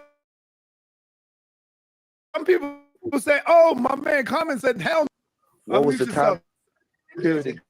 What was the time period again? The question, Senator. Did the Africans come over here before Columbus? Was the African people here before Columbus? Yes. Yeah, I still say yeah. Okay. JJ, you got the floor, brother. Okay. Yeah. See, you know, I go on different platforms and I listen to everybody's, you know, some people's information. And, you know, I ran across, you know, Dagger Squad, and they had, I forgot who they had on there, but basically it was some white guys and they were just discrediting, you know, some of our black scholars. So what I like to do today is, you know, bring out some of our black scholars that say Africans came to the Americas before Columbus. You know, Africans had a very important impact on the Olmec civilization. I'm not saying they were the original Olmecs. I'm saying they had a great influence on them. You see what I'm saying? And I just like to bring some of the information out. So let me start sharing my screen, brother. If you don't mind. Kyle said nope. He put a thumb down. No, they wasn't here. Well, and he come from the Dagger Squad. So we got the Dagger Squad crew up in here. Well, of course, you know, they see. Them guys love the white man. Hey, if whitey say the sky is green, they gonna say it's green. That's what they do. So, you know, I'm here to big up some of our black scholars. You know, not always trying to see these guys. They want to put the white man scholars and tear us down. I'm not that one. I want to uplift our people, and for the younger audiences out there watching. You know, y'all can look to some of our people like Dr. Clyde Winters, Ivan Van Sertima, Renuko Rashidi. You see what I'm saying? These are a lot of the scholars that, you know, that's not getting a lot of attention. You see? So that's what I'm here to do. Now we can go ahead and start sharing and go from there. Hold up. Let's see. All right. Now, Can you see it? Is it big? Can you see it? Yes, we see it, brother. Okay, cool. Now, only a Negro pen with an agenda would say Columbus came here before Africans. So we're gonna just go keep it moving down the line. Just gonna be a respectful, build or whatever. People come and ask questions after the fact. The Dagger Squad is a product to me of self-hate. I want to just start off like this. Did you know that some people argue that racism is a byproduct of economics and that prejudice against Black people was developed mostly to justify the horrors of the transatlantic slave trade? That's not true. It is true that many Europeans revered Africans before the 1500s, but we have to study history holistically. The ancient Greeks and Romans have idolized Africans, but this was in the infancy of European civilizations. Later events, when they were more powerful, allowed their true sentiments to come out. First, we can study the Punic Wars and other historical conflicts between Europeans and Blacks. Then we must look at a growing hatred for Blacks during the Moorish occupation of Europe. As they became increasingly capable of conquering Black people, they became more vocal and upfront with this. By the fall of the Moorish Empire, racism was out in the open. In reality, it had always been there, just as it is today. Now, the Olmecs and African presence in early America. Now, I'm gonna say no, they're not. They didn't start everything, but when they came, they were a major influence. That's what I'm saying. But I'm also saying, hey, that also proves that we did come here, because, like you say, Garfield is saying that we didn't. Our people smart enough to build, great structures and a pyramid, but we too dumb to float over here. Now, JJ, you know. The Armor Raw Squad and Uncle them, they also teach that the Olmecs was not African, brother. So be careful. This is what I'm saying. I'm saying that the Olmecs had an influence. Like some of the top people that ran this civilization came from Africa. I'm gonna prove that. You know what I'm saying? So yeah, I know what they teach. That's why I'm on here. But like I say, premiere on ancient African civilizations. Blacks in early America, posted on March 24th, 2012. The earliest people in the Americas were people of the Negritic African race. You see what I'm saying? Who entered the Americas perhaps as early as 100,000 years ago. You see, we already got evidence that our people have been coming over here for thousands and thousands of years. So for Garfield to discredit our people, we ain't smart enough to come over here unless we brought over here in chains and shackles is an insult. You see what I'm saying? So, by the way of the Bering Strait, and about 30,000 years ago, in a worldwide maritime undertaking that includes journeys from then wet and lake fields of Sahara towards the Indian Ocean and the Pacific. Also from West Africa across the Atlantic Ocean toward the Americas. According to the Glovwin thesis, this ancient journey occurred particularly around 75,000 years ago and included Black pygmies. Black pygmies, Black Neogritic people, and Black Australoids, similar to the Aboriginal Black people of Australia and in parts of Asia. Hold on for a second. Hey, hold on for a second. Hold on.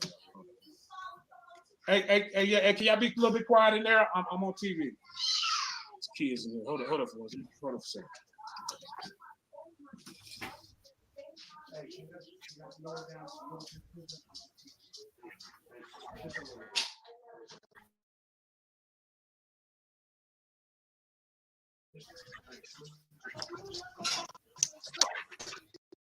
All right, sorry about that, y'all. All right, now, Sonetta, are you still there? Can you hear me? Hello? Maybe you stepped out. Okay.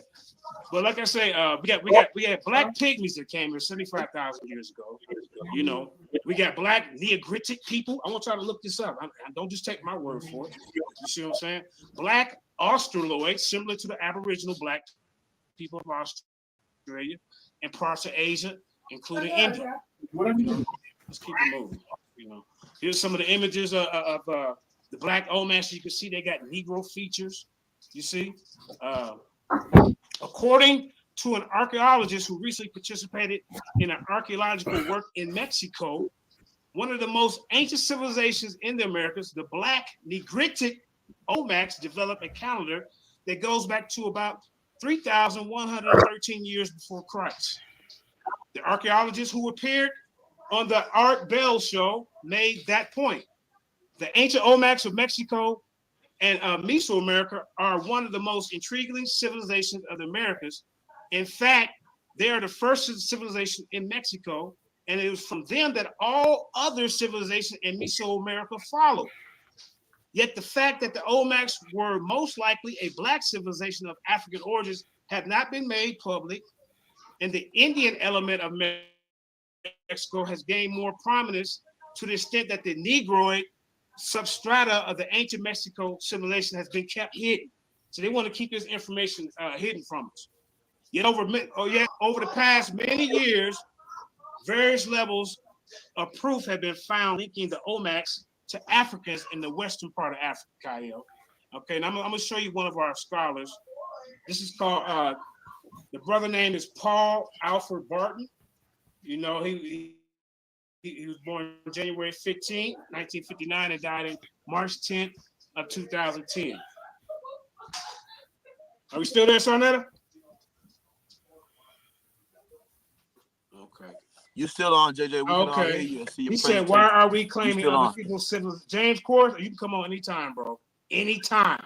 Anybody in the audience that's cackalaacking, come on. Hey, send the link, and you can get on here and disprove it. Like, I can't stand coons that want to tear down our own people. Now, Paul Alfred Barton, I'm gonna give you a little bit of his information. After coming to the Hanford area, Paul attended college at Syracuse, Fresno Pacific University. He attained many degrees in college, one in architecture, as well as many other accomplishments. Paul was a very skilled writer, and he wrote at least 10 books. You know, we give people respect in our community when they write books. You see? He wrote about the history of racism, terrorism, rebellion, and overcoming America and their idols, just to name a few. You know, Rise and Reason. I'm just giving you a little biography. You know, the history of racism.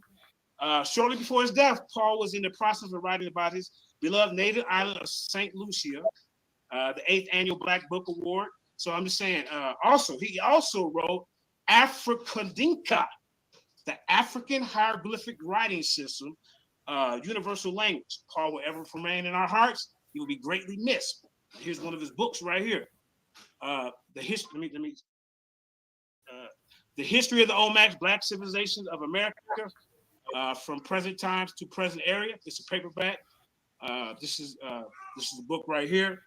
You know, we go into a little detail of the book of the history of ancient Olmecs and Black civilization in America from prehistoric times to present area.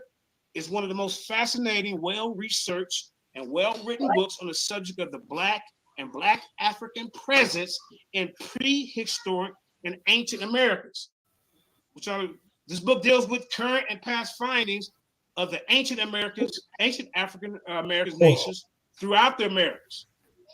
It also studies present-day descendants of these Africans and places attention on the ancient transatlantic as well as the Trans-Pacific Ocean route by boat. So it also saying about the Trans-Pacific. The book discusses the plight of the Black Washita Nation in Louisiana in the South, who lost much of the ancient kingdom during the Louisiana Purchase, the plight of the Californians, Black Californians, the Black Yamasee of Georgia, and the Black Caribs, Garifuna, the Caribbean is examined. The great Black civilization of Olmecs and their connection in terms of language, religion, race, and culture with the West Africans is discussed. Let's keep it moving. Promote, they say we savages. You know, they say we savages.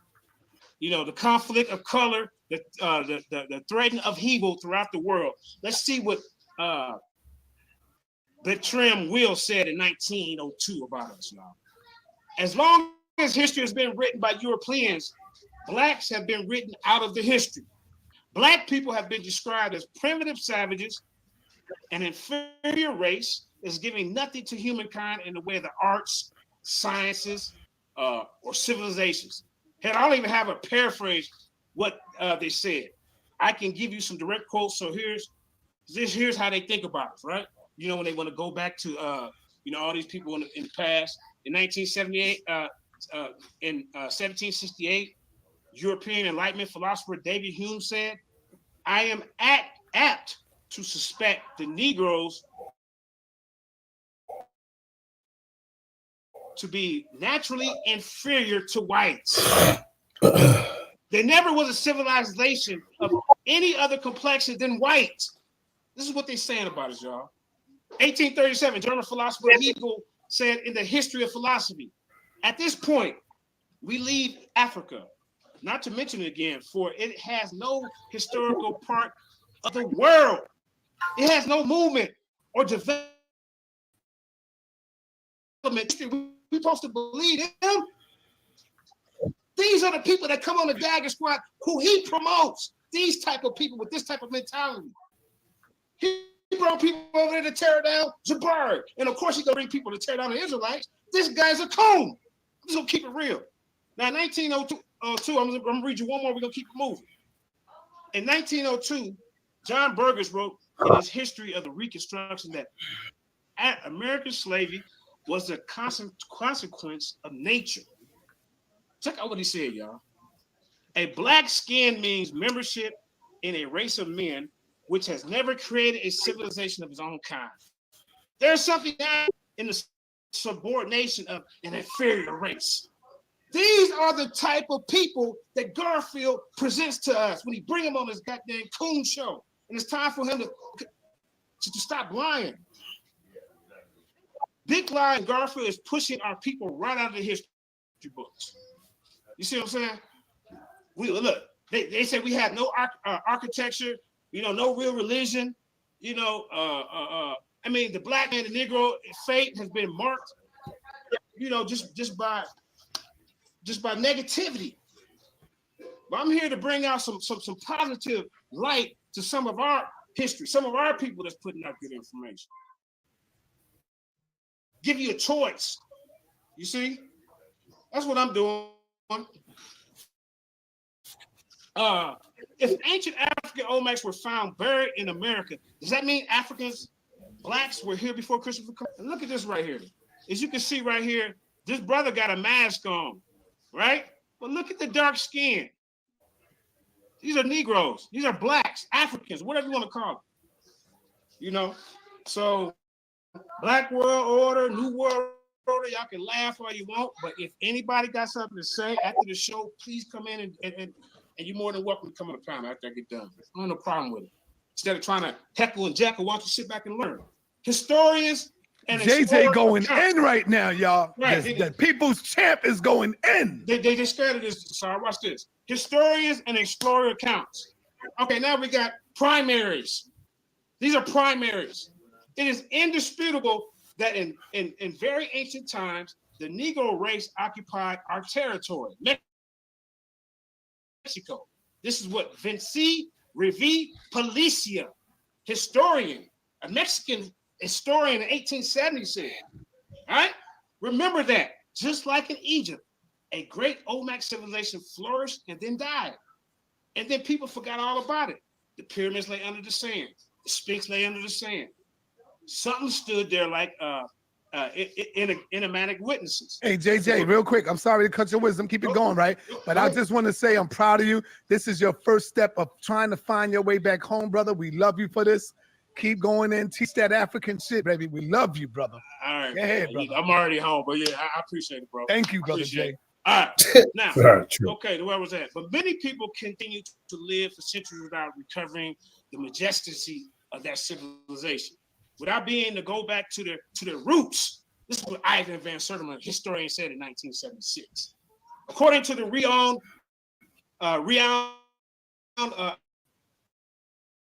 American historian and linguist Leo Weiner of Harvard University, one of the strongest pieces of evidence to support the fact IL was a journal entry from Columbus himself.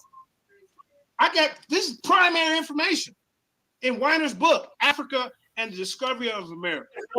He explained that Columbus noted in his journal that the Native Americans confirmed black skinned people had come from Africa. Christopher Columbus was the only European explorer who made note of an African presence in the Americas, everybody. Upon his arrival, historians, these are primaries, Garfield. Historians revealed that at least, including Vasco Nunes de Barbelo, Jeremiah, if you're out there watching, I know you're watching because I see you in the audience. Also made a record of seeing Negroes when they reached the New World. The accounts match up with the reports from the natives in Mexico. Here's another one, Nicholas Leon. And in many Mexican authority, now we got Mexico authorities, recorded the oral traditions of his people and ultimately kept track of a key piece of evidence that Black people made it to the New World far before European counterparts.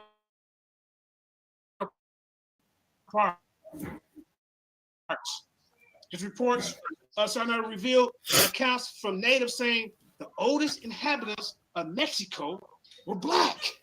The existence of Blacks and giants is commonly believed by nearly all the races of our cell and their various languages. They had words to designate them. This is a Mexican guy in 1862, and attributed Americans are here today. And we can do that, sir. But I kind of want to go ahead and get to Ivan. You know, this is one of our scholars, y'all. Ivan Van Sertima, Kyle, and all the daggers. They want to call our people pseudo, but they big up these whiteboards. I don't get it. Van Sertima was born in Guinea, South America, on January in 1935. He was educated at the School of Oriental and African Studies in London University. Here go his credentials, but they call him pseudo African Studies and Anthropology. Let's keep it moving. Here's the great late Dr. Ivan Van Sertima, next to one of the Olmec heads.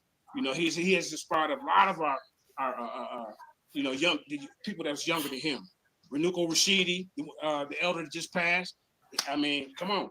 But let me give you a little bit of his book though, The African Presence in Ancient America. They came before Columbus. Y'all can go get this by Ivan Van Sertima, one of our great scholars. You see, Dr. Van Sertima reveals to us a compelling, dramatic, and superbly detailed documentations of the presence and legacy of Black Africans in the ancient America. This is some of the proof right here, y'all. Okay. With his considerable scholarship, Van Sertima examines the facts of navigation. That's very important. Throw up the video, man. You know, the least y'all could do for SAR. Throw up the video.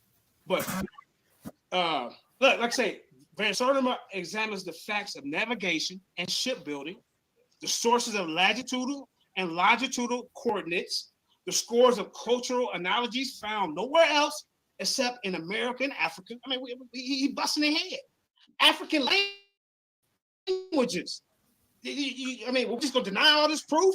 African language is the transportation of plants, clothing, only animals from Africa to the Americas. You know, animals from Africa that you will only find in Africa that's in America. And from the diaries, we got diaries, letters. Those are primaries, journals of the explorers themselves, from carbon-14 dated sculptures found in the Americas, from the Arabic documents, charts, maps, from the recorded tales of the griots to the kings of Mali. Now I'm taking you to Africa. From dated skeletons found as recently as 1975, the Arthur builds of pyramids of evidence. In addition to a scholar Fastasius, I can't pronounce that word. Van Sertima has the skill of a novelist, which he recreates some of the most powerful scenes in history. All right? Well, let's keep it moving, man. Let's keep it moving because I want to get through this. All right.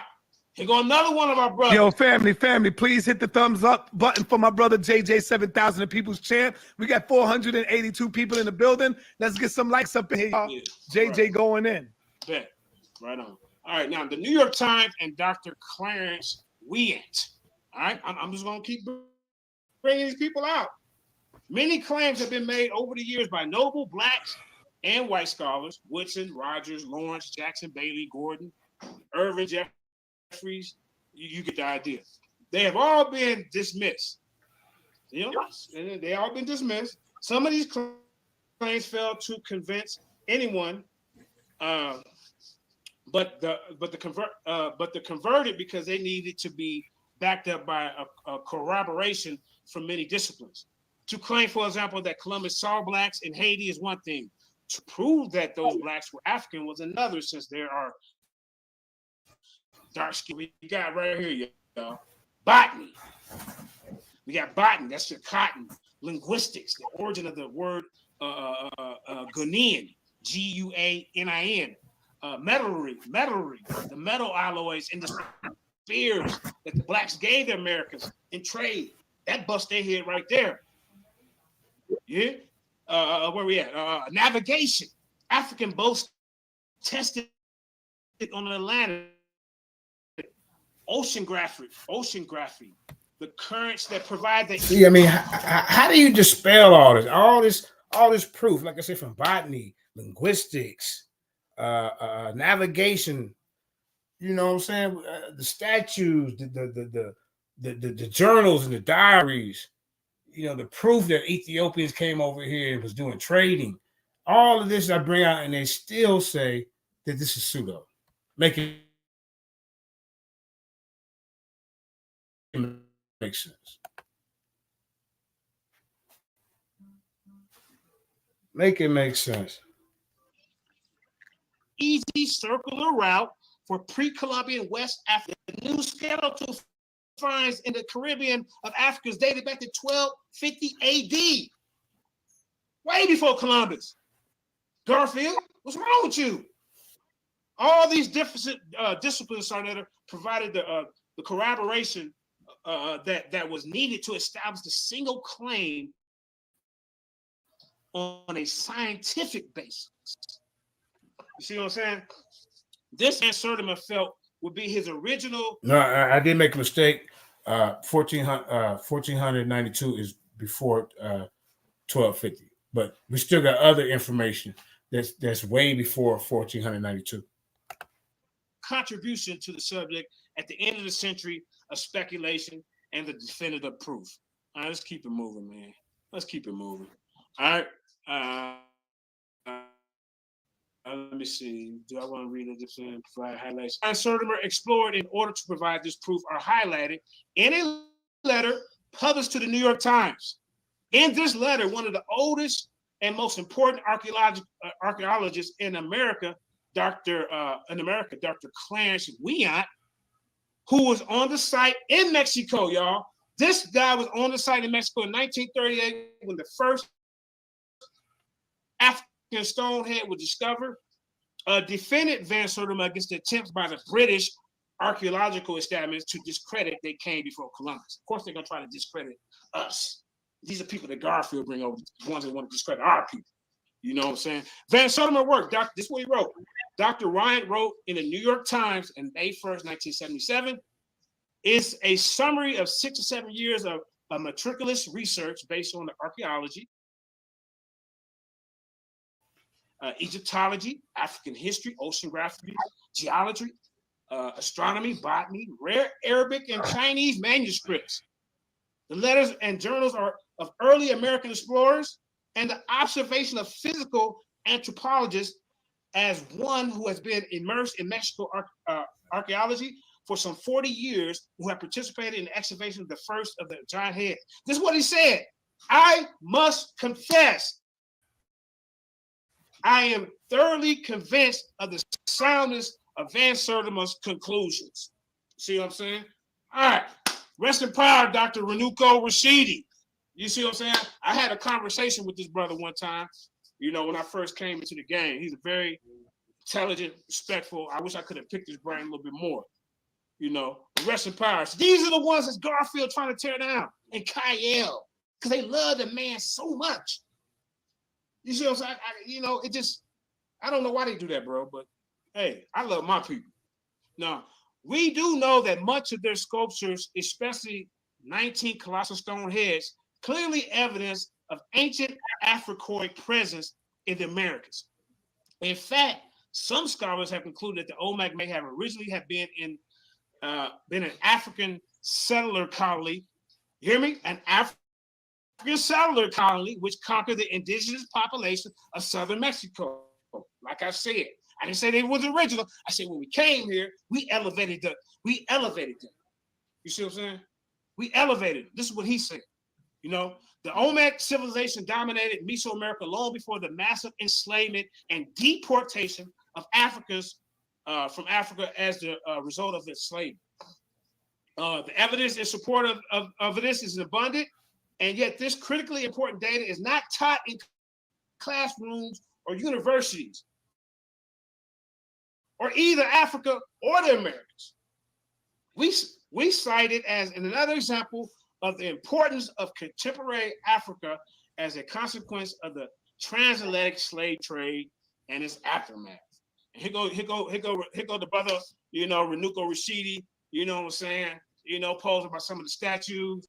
It said Renuko Rashidi, I'm gonna give you a little bit of his backdrop. You know, I'm speeding through this, it's almost over. Renuko Rashidi is an anthropologist and historian, the major focus on what he calls the global African presence. That is, Africa outside of Africa before and after enslavement. He is the author or editor of 22 books. So somebody who just wrote one book, gonna try to discredit somebody who wrote 22 books, need to sit their ass down, Garfield. Now, the most recent in which of my global journeys in search of African presence, Asante, Garvey, and me, a global African journey for children in 2017, and the Black image of antiquity in 2019. Just some of his works. I even got something for you Hotep brothers. You hear me? Look at this. David and Hotep, son. Just one of y'all guys. And they still want to discredit him. I'm bringing you your own people, and y'all want to throw him under the bus too. He's a PhD. David Imhotep, PhD, a graduate of Union University in Cincinnati, Ohio, class of 2007, is the first person to hold a PhD with a specialization in ancient African history, Garfield. So I don't care what little white boys you gonna bring to the table, they will get crushed. I'm sick of you doing that, bro. Sick of you doing that, man. Why don't you stick up for your people? Now, he has been traveled the world researching the last 30 years, searching for relevant, interesting historic evidence. His book right here. The first Americans were African. This is why Garfield didn't show up for the debate, ladies and gentlemen. He knew he was going to get his block knocked off. He knew that he could not compete with the information that I was bringing to the table. He would have to debunk about the Canary currents, the gold tip spears, the cotton, you know, just everything that I'm bringing to the table. And to this day, they still say that I'm wrong, or that these scholars are wrong. You understand? Look, they go to the book. The first Americans was Africans revisited. This cover picture is a well-preserved Mayans to be by the first Mayans. This magnificent painting is located in room 1 of the 3-room temple on top of a pyramid in Chiapas. Chiapas is found in southern Mexico, located between Veracruz, Tabasco, and Guatemala. Look at this. These are blacks. They came here before Columbus. We've been coming here. What's wrong with you, man? Okay, here we go. Now, this picture can be seen today at the Natural Museum of London. Africans not only came before Columbus and Clovis, and the Clovis peoples. Now, because they say at first that the Clovis was some of the first Native Americans or Indians, or, you know, that came here, that was here. They came over the Bering Strait, and also they came in a different route, you know, traveling on the coast. All right, but we're in America, but we're in the Americas far before. Let me read that over. Sorry, y'all. This picture can be seen today in the Natural Museum of London. Africans not only came here before Columbus and Clovis, but were in the Americas far before any other group, at least 60,000 years ago. We will go through evidence exposed by the panel of credible scholars, professors, and researchers. The evidence lies in several different scientific fields. Do not forget the Egyptians. They were also here far before the Vikings or Columbus. How dare you say we didn't come here? We've been all over the world. All over the world. They were also here before the Vikings. They left structures above and below the waves in faraway places in North America. From the east to the west coast, from the valleys up to mountaintops, they still carry their names. You will read about remnants of their artifacts, Garfield, writings, architecture, Kyle, and more. But you want to discredit our people to go and hug some white guy, to hold his head and eat ham sandwiches next to him? I mean, come on, bro. You will read about the remnants of their artifacts, their writings, their architecture. For years, this story was hidden. And check this out, and forbidden to be repeated. You hear me? Researchers who dared to bring out these new finds that were against the accepted history were intimidated. Bully tactics. Fundings was terminated if you brought out this stuff. This man, Dr. Imhotep. You know, some of the jobs and careers were put in jeopardy for bringing out the truth. Authors such as David Imhotep are now throwing caution to the wind and lifting the veil of secrecy that's never be closed again. This is a true story of history that we all need to learn. Let's keep it moving. It's almost over, man. It's almost over.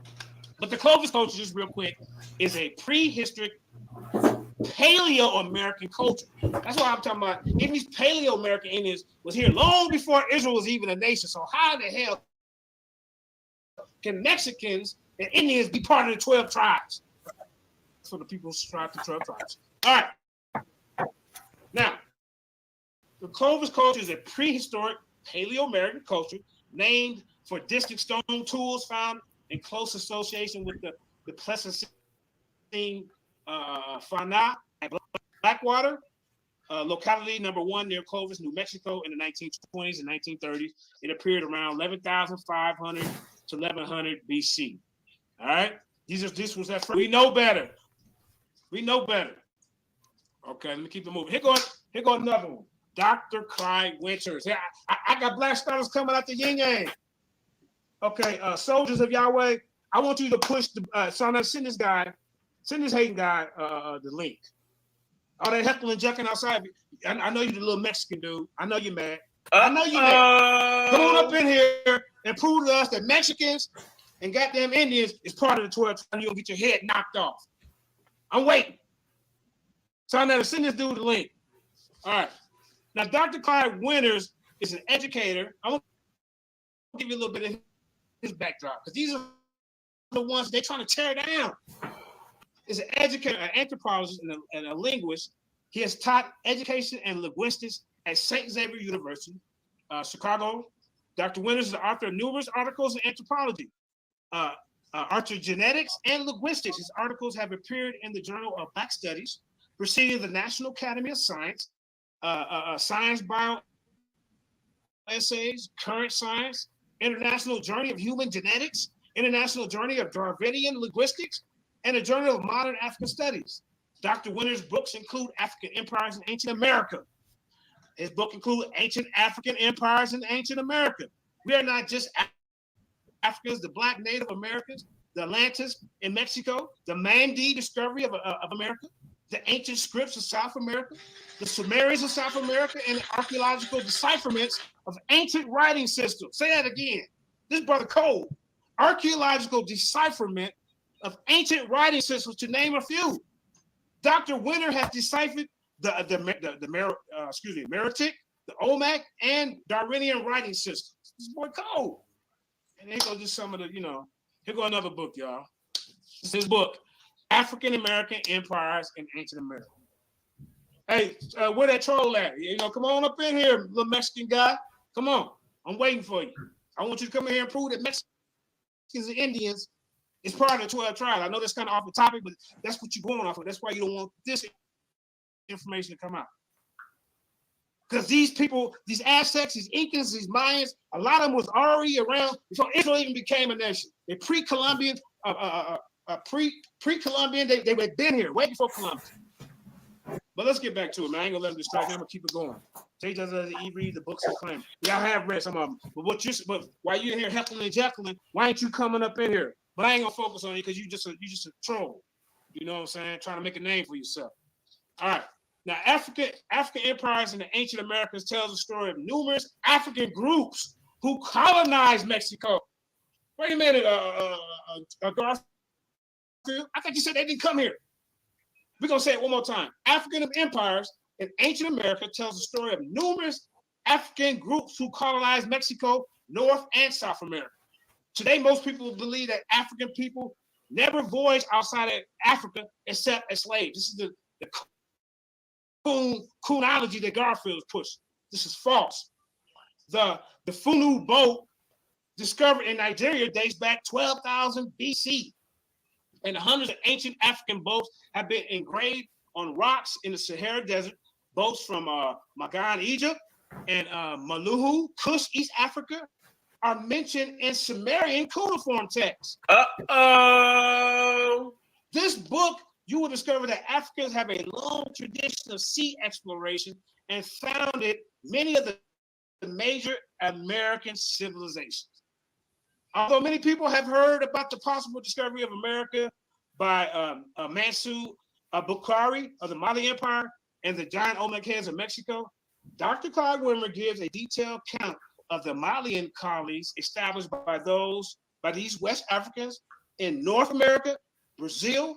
You will discover the role of the Zai or the Olmec people as a mother culture of Mexico.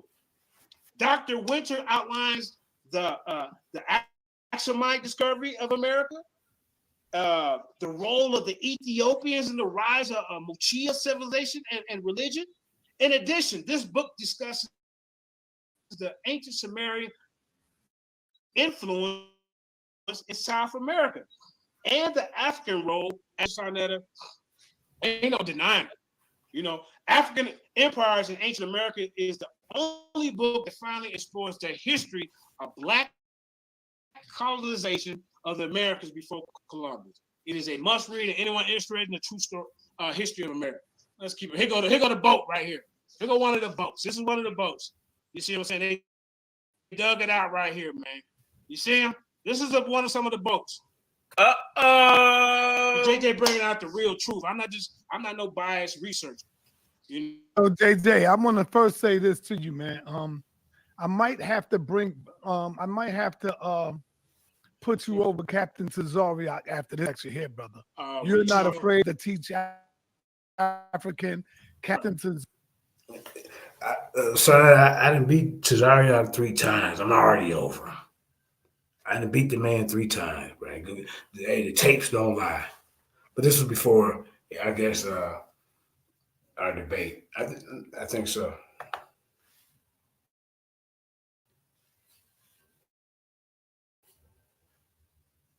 Is afraid to touch it. Like I said, this is your first steps of coming home, brother.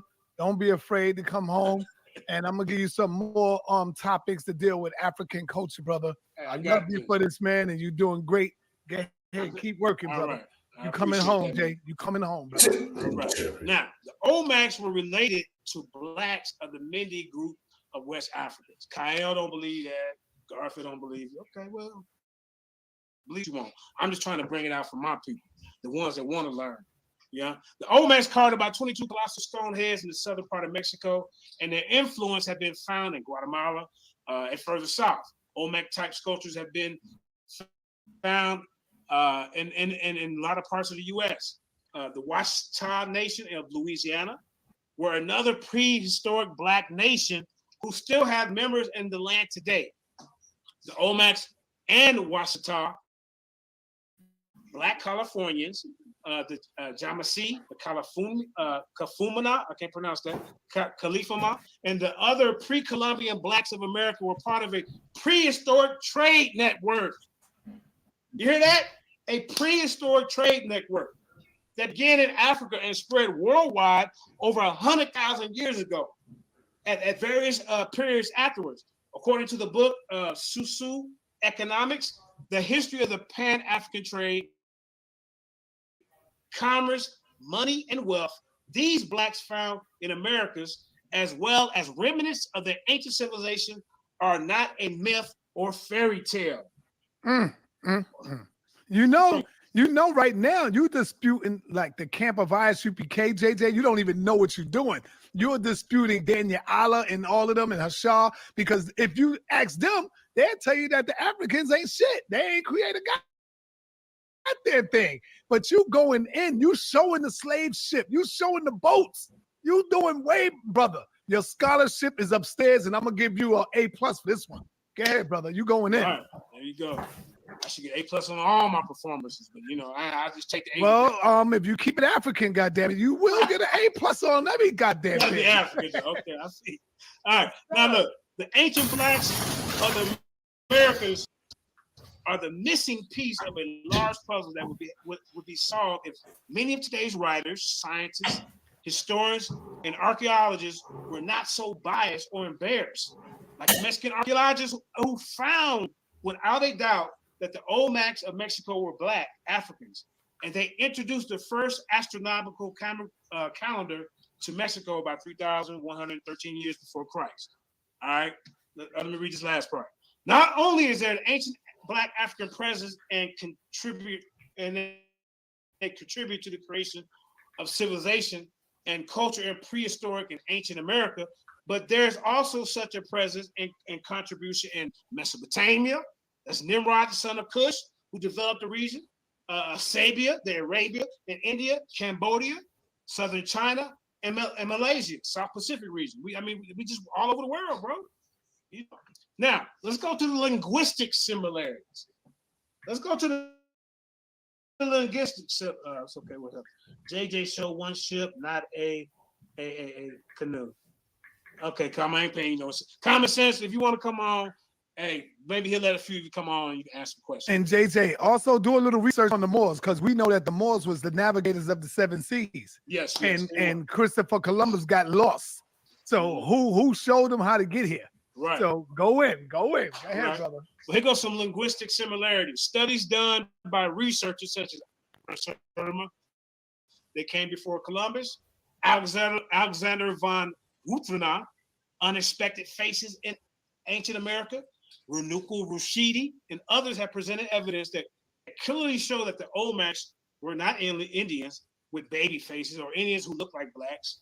Although a few Olmecs did mix with the Native Americans, they were Africans, no different from Africans found in the Mende regions of West Africa. This is what they say. Studies done by Clyde Winter show that the Olmecs used the Mende script. The Olmecs used the Mende script. That's important. The writing system used among the Mandinkas and other Africans in West Africa. You see what I'm saying? So we got linguistic similarities.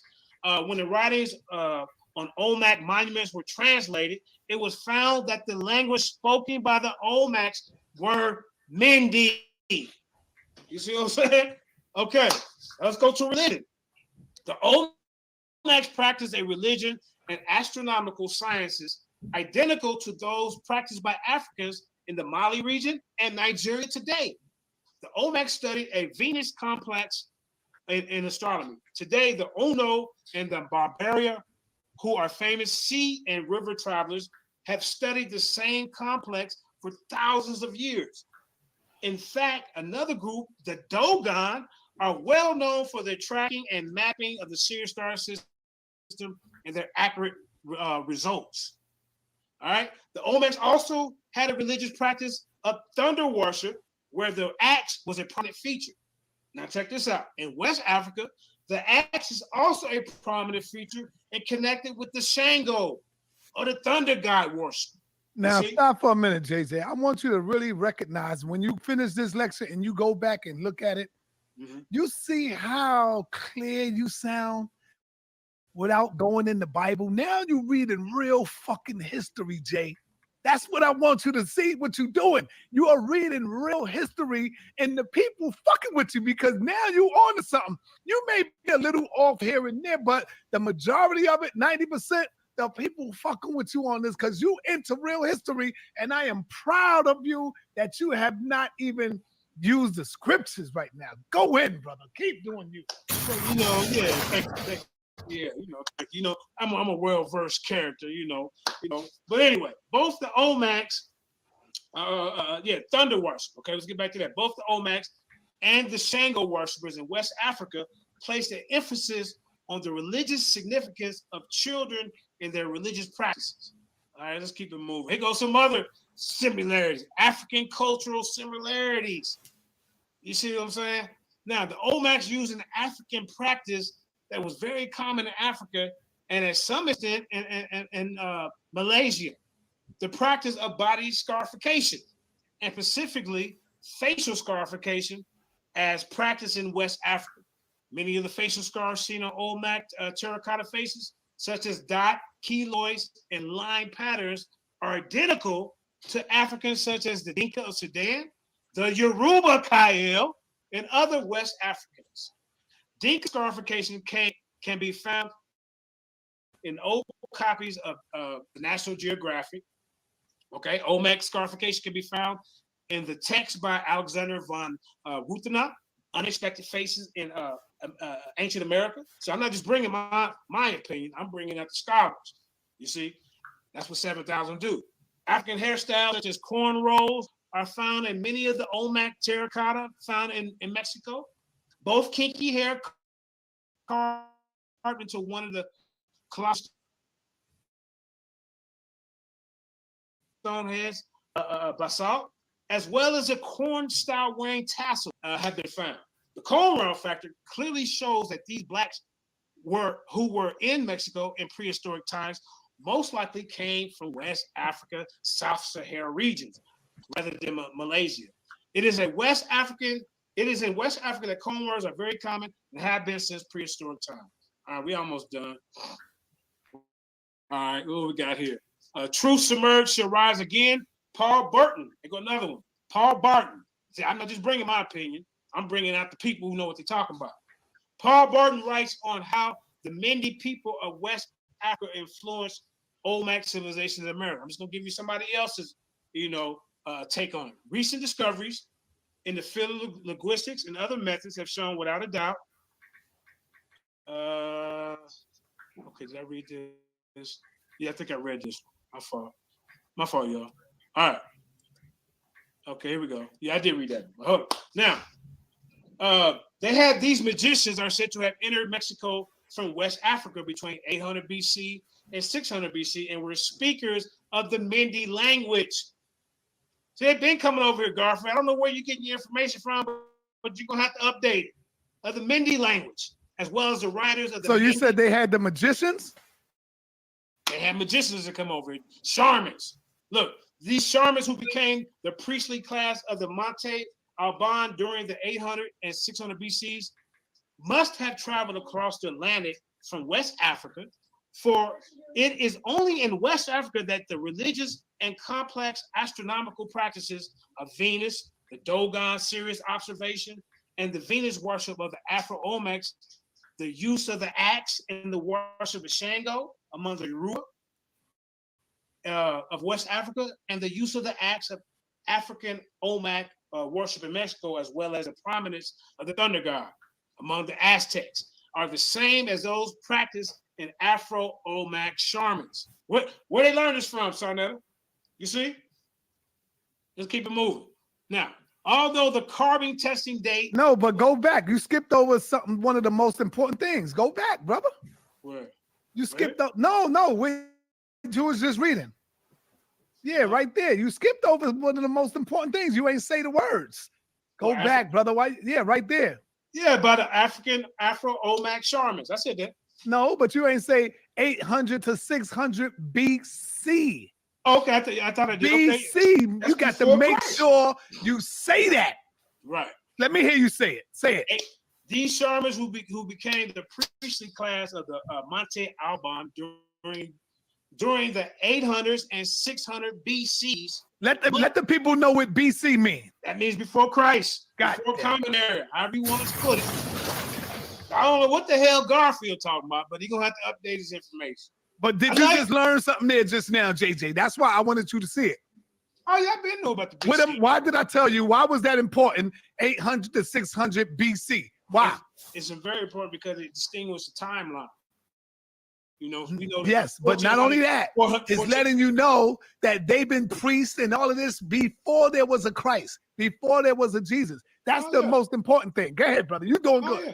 You're doing good, brother. Okay. Now, although the carbon testing date for the presence of Black Olmecs or Zai people is about 1500 BC, journeys to Mexico and the southern United States may have come from West Africa much earlier, particularly around 5,000 years before Christ.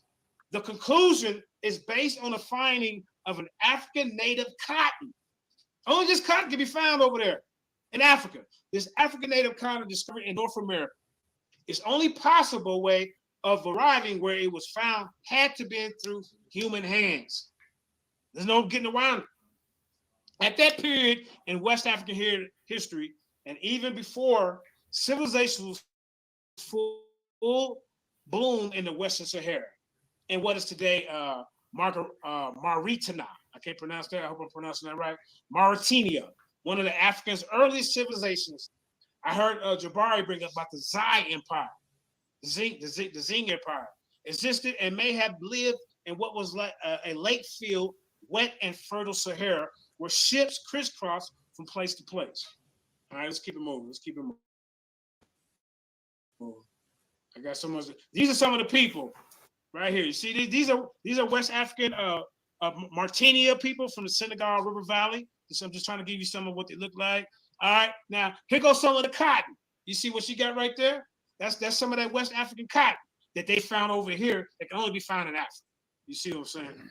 All right, let's keep it moving. I'm gonna speed it up. I'm almost done. The ancient kingdoms of West Africa, which occupied the coastal forest belt from Cameroon to Guinea, had trading relationship with other Africans from prehistoric times.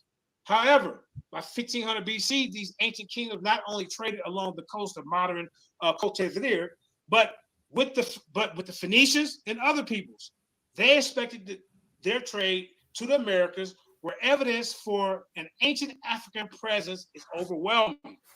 These kingdoms, which came to be known by Arabs and Europeans during the Middle Ages, were already well established. So they were already well established when much of the Western Europe was still inhabited by Celtic tribes. You know, but we too dumb, according to Garfield, to get over here. You know, but by the 5th century BC, the Phoenicians were running commercial ships to several West African kingdoms. During that period, iron had been in use in Africa for about 1,000 years, and terracotta art was being produced at a great level of craftsmanship. Stone was also being carved with naturalistic perfection, and later bronze was being used to make various tools and instruments, as well as beautiful works of art. This includes the regions from the coast of West Africa to the south, all the way inland to the Sahara. Okay, let's see. I want to shorten it up a little bit. All right, let's see. JJ, do you know how powerful that is? What you just read, brother? Well, which one? What I just got go off back. Of? Yeah, go back, man. Okay. I mean, see, I want you to see this because the Most High said there would come a time where he would use your own tongue to justify, to go against what you have been believing in a long time. And the Most High is with you right now. So they showing you by the 5th century BC, the Phoenicians were running. Man, you going in right now. Right. You see what I'm talking about? That's the part where I'm talking about. You showing that we've been dealing with iron and all this shit way before there was a Christ. Right. Way before there was the Bible. So you going in right now. You don't even know you free in your own mind, brother. This is great, brother. Go ahead, Jay. Well, you know, son, my mind been free for a long time, but that's No, for I another ain't time. gonna lie on that now. And another time and another place. You ain't gonna get me on that one now. Come on. I'm telling you right now, the Most High is working through you right now, brother. All right. So go ahead, brother. Okay, let's see. Let me go ahead and read this then. Okay, a number of large kingdoms and empires existed in that area, according to. Hold on. Hey, yo, I don't want nobody to time out the brother Kyle. Don't time him out. That's one of the Amon Ra squad members. Don't time him out. I don't think he's being disrespectful. He could disagree, but don't time the brother out. Let him get his thing in. Well, see, here's the thing with Kyle. I he used to be come on my live all the time. I used to go live when I first started my live. Every time I go live, he'd be on there. We'd be chopping it up. Yeah. He was in the Lions Den, but he moved on over to Dagger Squad. So now I want y'all to let the people disagree if they want. Y'all don't have to block them, long as they're not being disrespectful. Let the people go in. Okay. All right. Bro. All right. Now, a number of large kingdoms and empires existed in that area, according to Bill Hort's communications.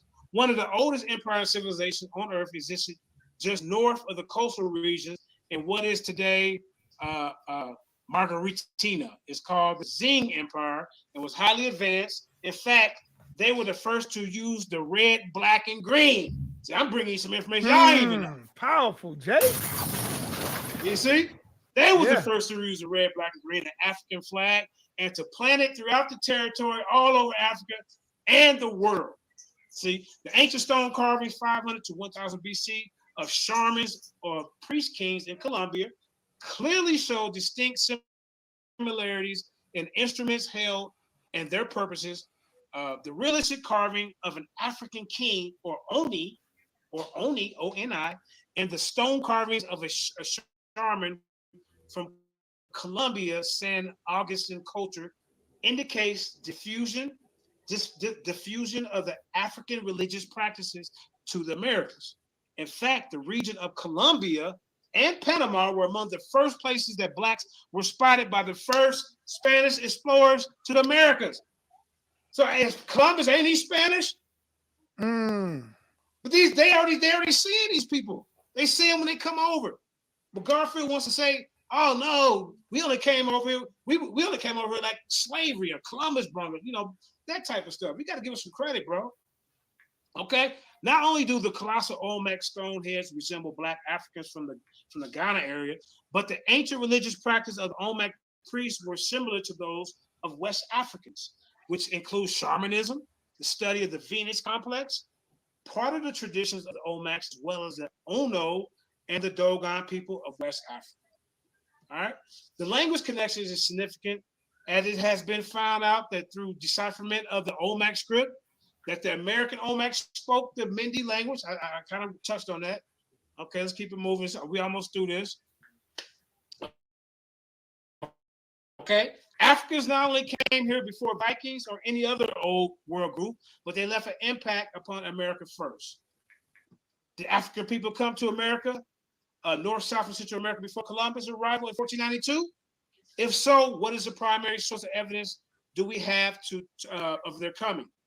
The Olmec civilization is the oldest known civilization in America. In fact, the Olmec high culture is considered the mother culture of America.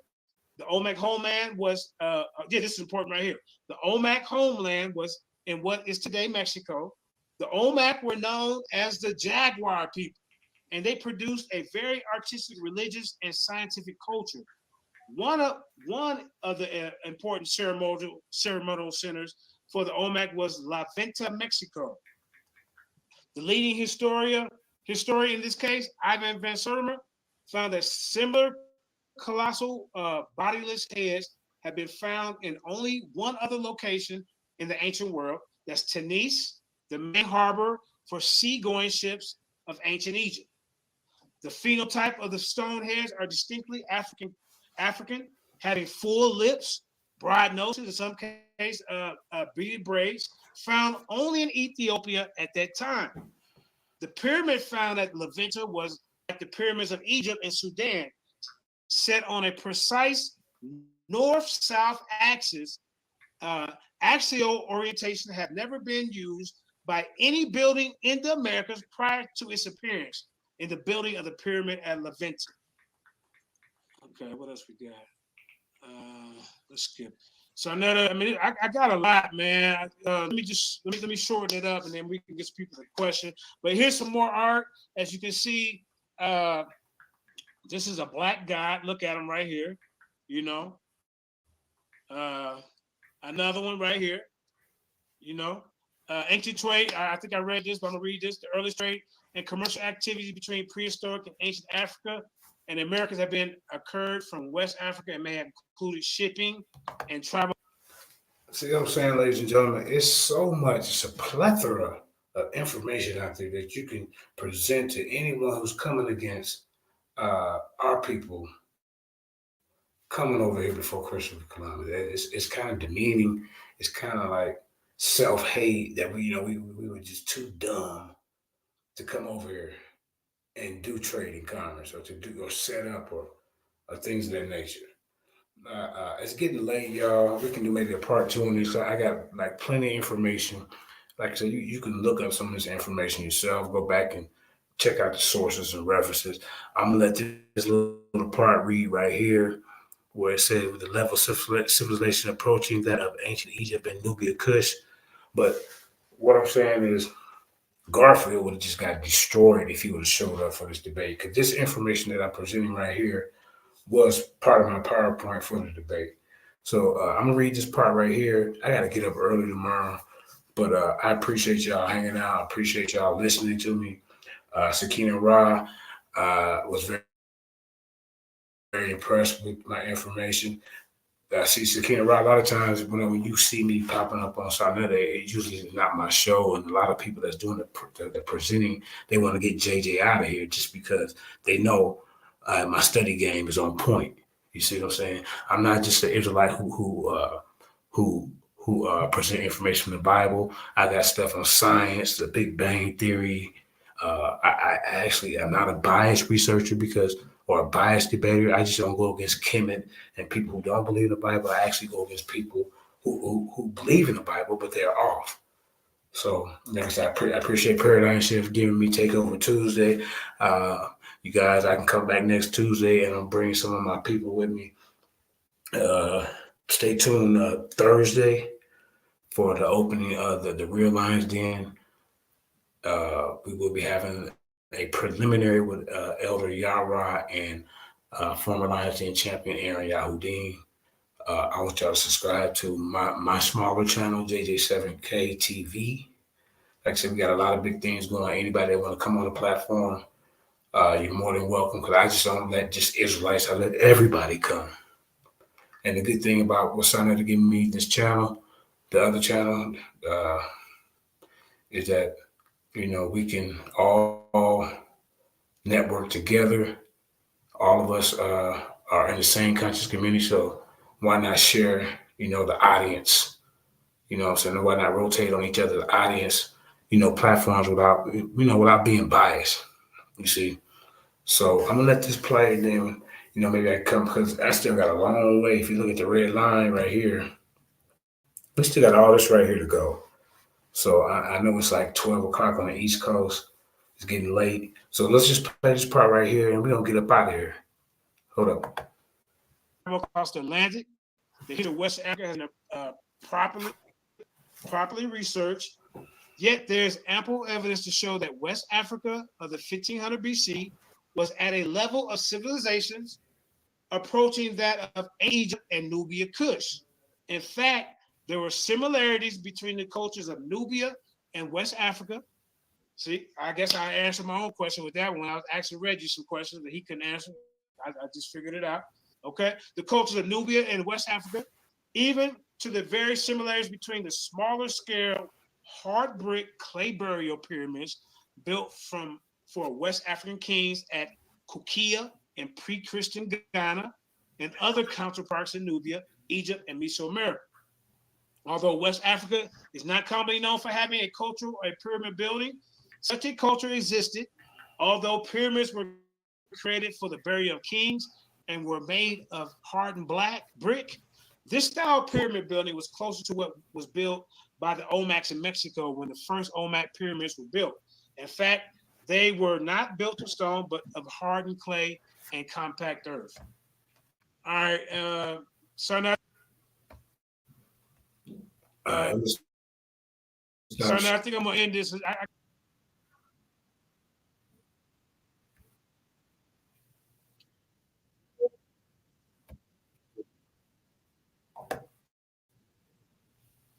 Let's see. Okay, I stopped sharing. All right, so like I said, ladies, hold on, hold on, hold on. Yeah. Okay. Yeah, man. So like I said, it's a lot of information out there that can, dispel the what they call the myth that what's his name, Columbus came over here before our people, the Africans. So we're gonna go and get up out of here with a classic Lions Den song, and then hold up, no, not that one, not that one. Hold up. Yes. Oh no, we ain't gonna be able to share because I think DMG is gone. So we ain't gonna do that. But yeah, I want to thank y'all for coming out, supporting JJ. You know what I'm saying? Sakina Ra was impressed. Well, Sakina, I'm gonna tell you that if they just give me now, I have access to speak without getting interrupted. See, so them days is over. You know, me and Shanetta got a vibe going. You know what I'm saying? So it's all good. Like I said, everybody's welcome on the new platform, the Real Lions Den. You know, shout out to the Lions Den. Shout out to the Lions Den Debate League. Shout out to Lions Den headquarters. We got plenty of platforms on Facebook. When I woke up, I was a Hebrew Israelite. We got the Book of the Dead. We got the Underground Railroad, Melanated United Front Against World Oppression. So like I said, I have plenty of groups for every topic. It's not just Israelite based. What I'm trying to tell y'all. So click with the Lions Den. Like I said, we are a multimedia outlet. You see what I'm saying? But let me turn this on.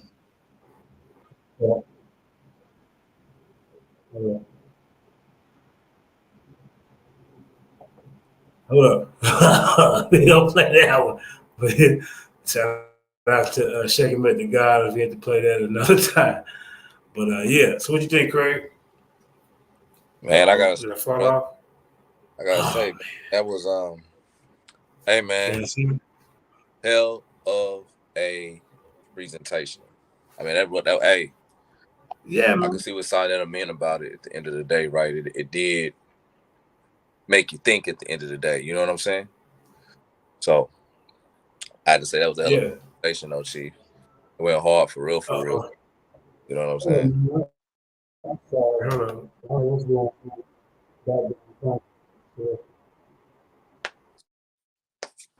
You got hear that? Sorry about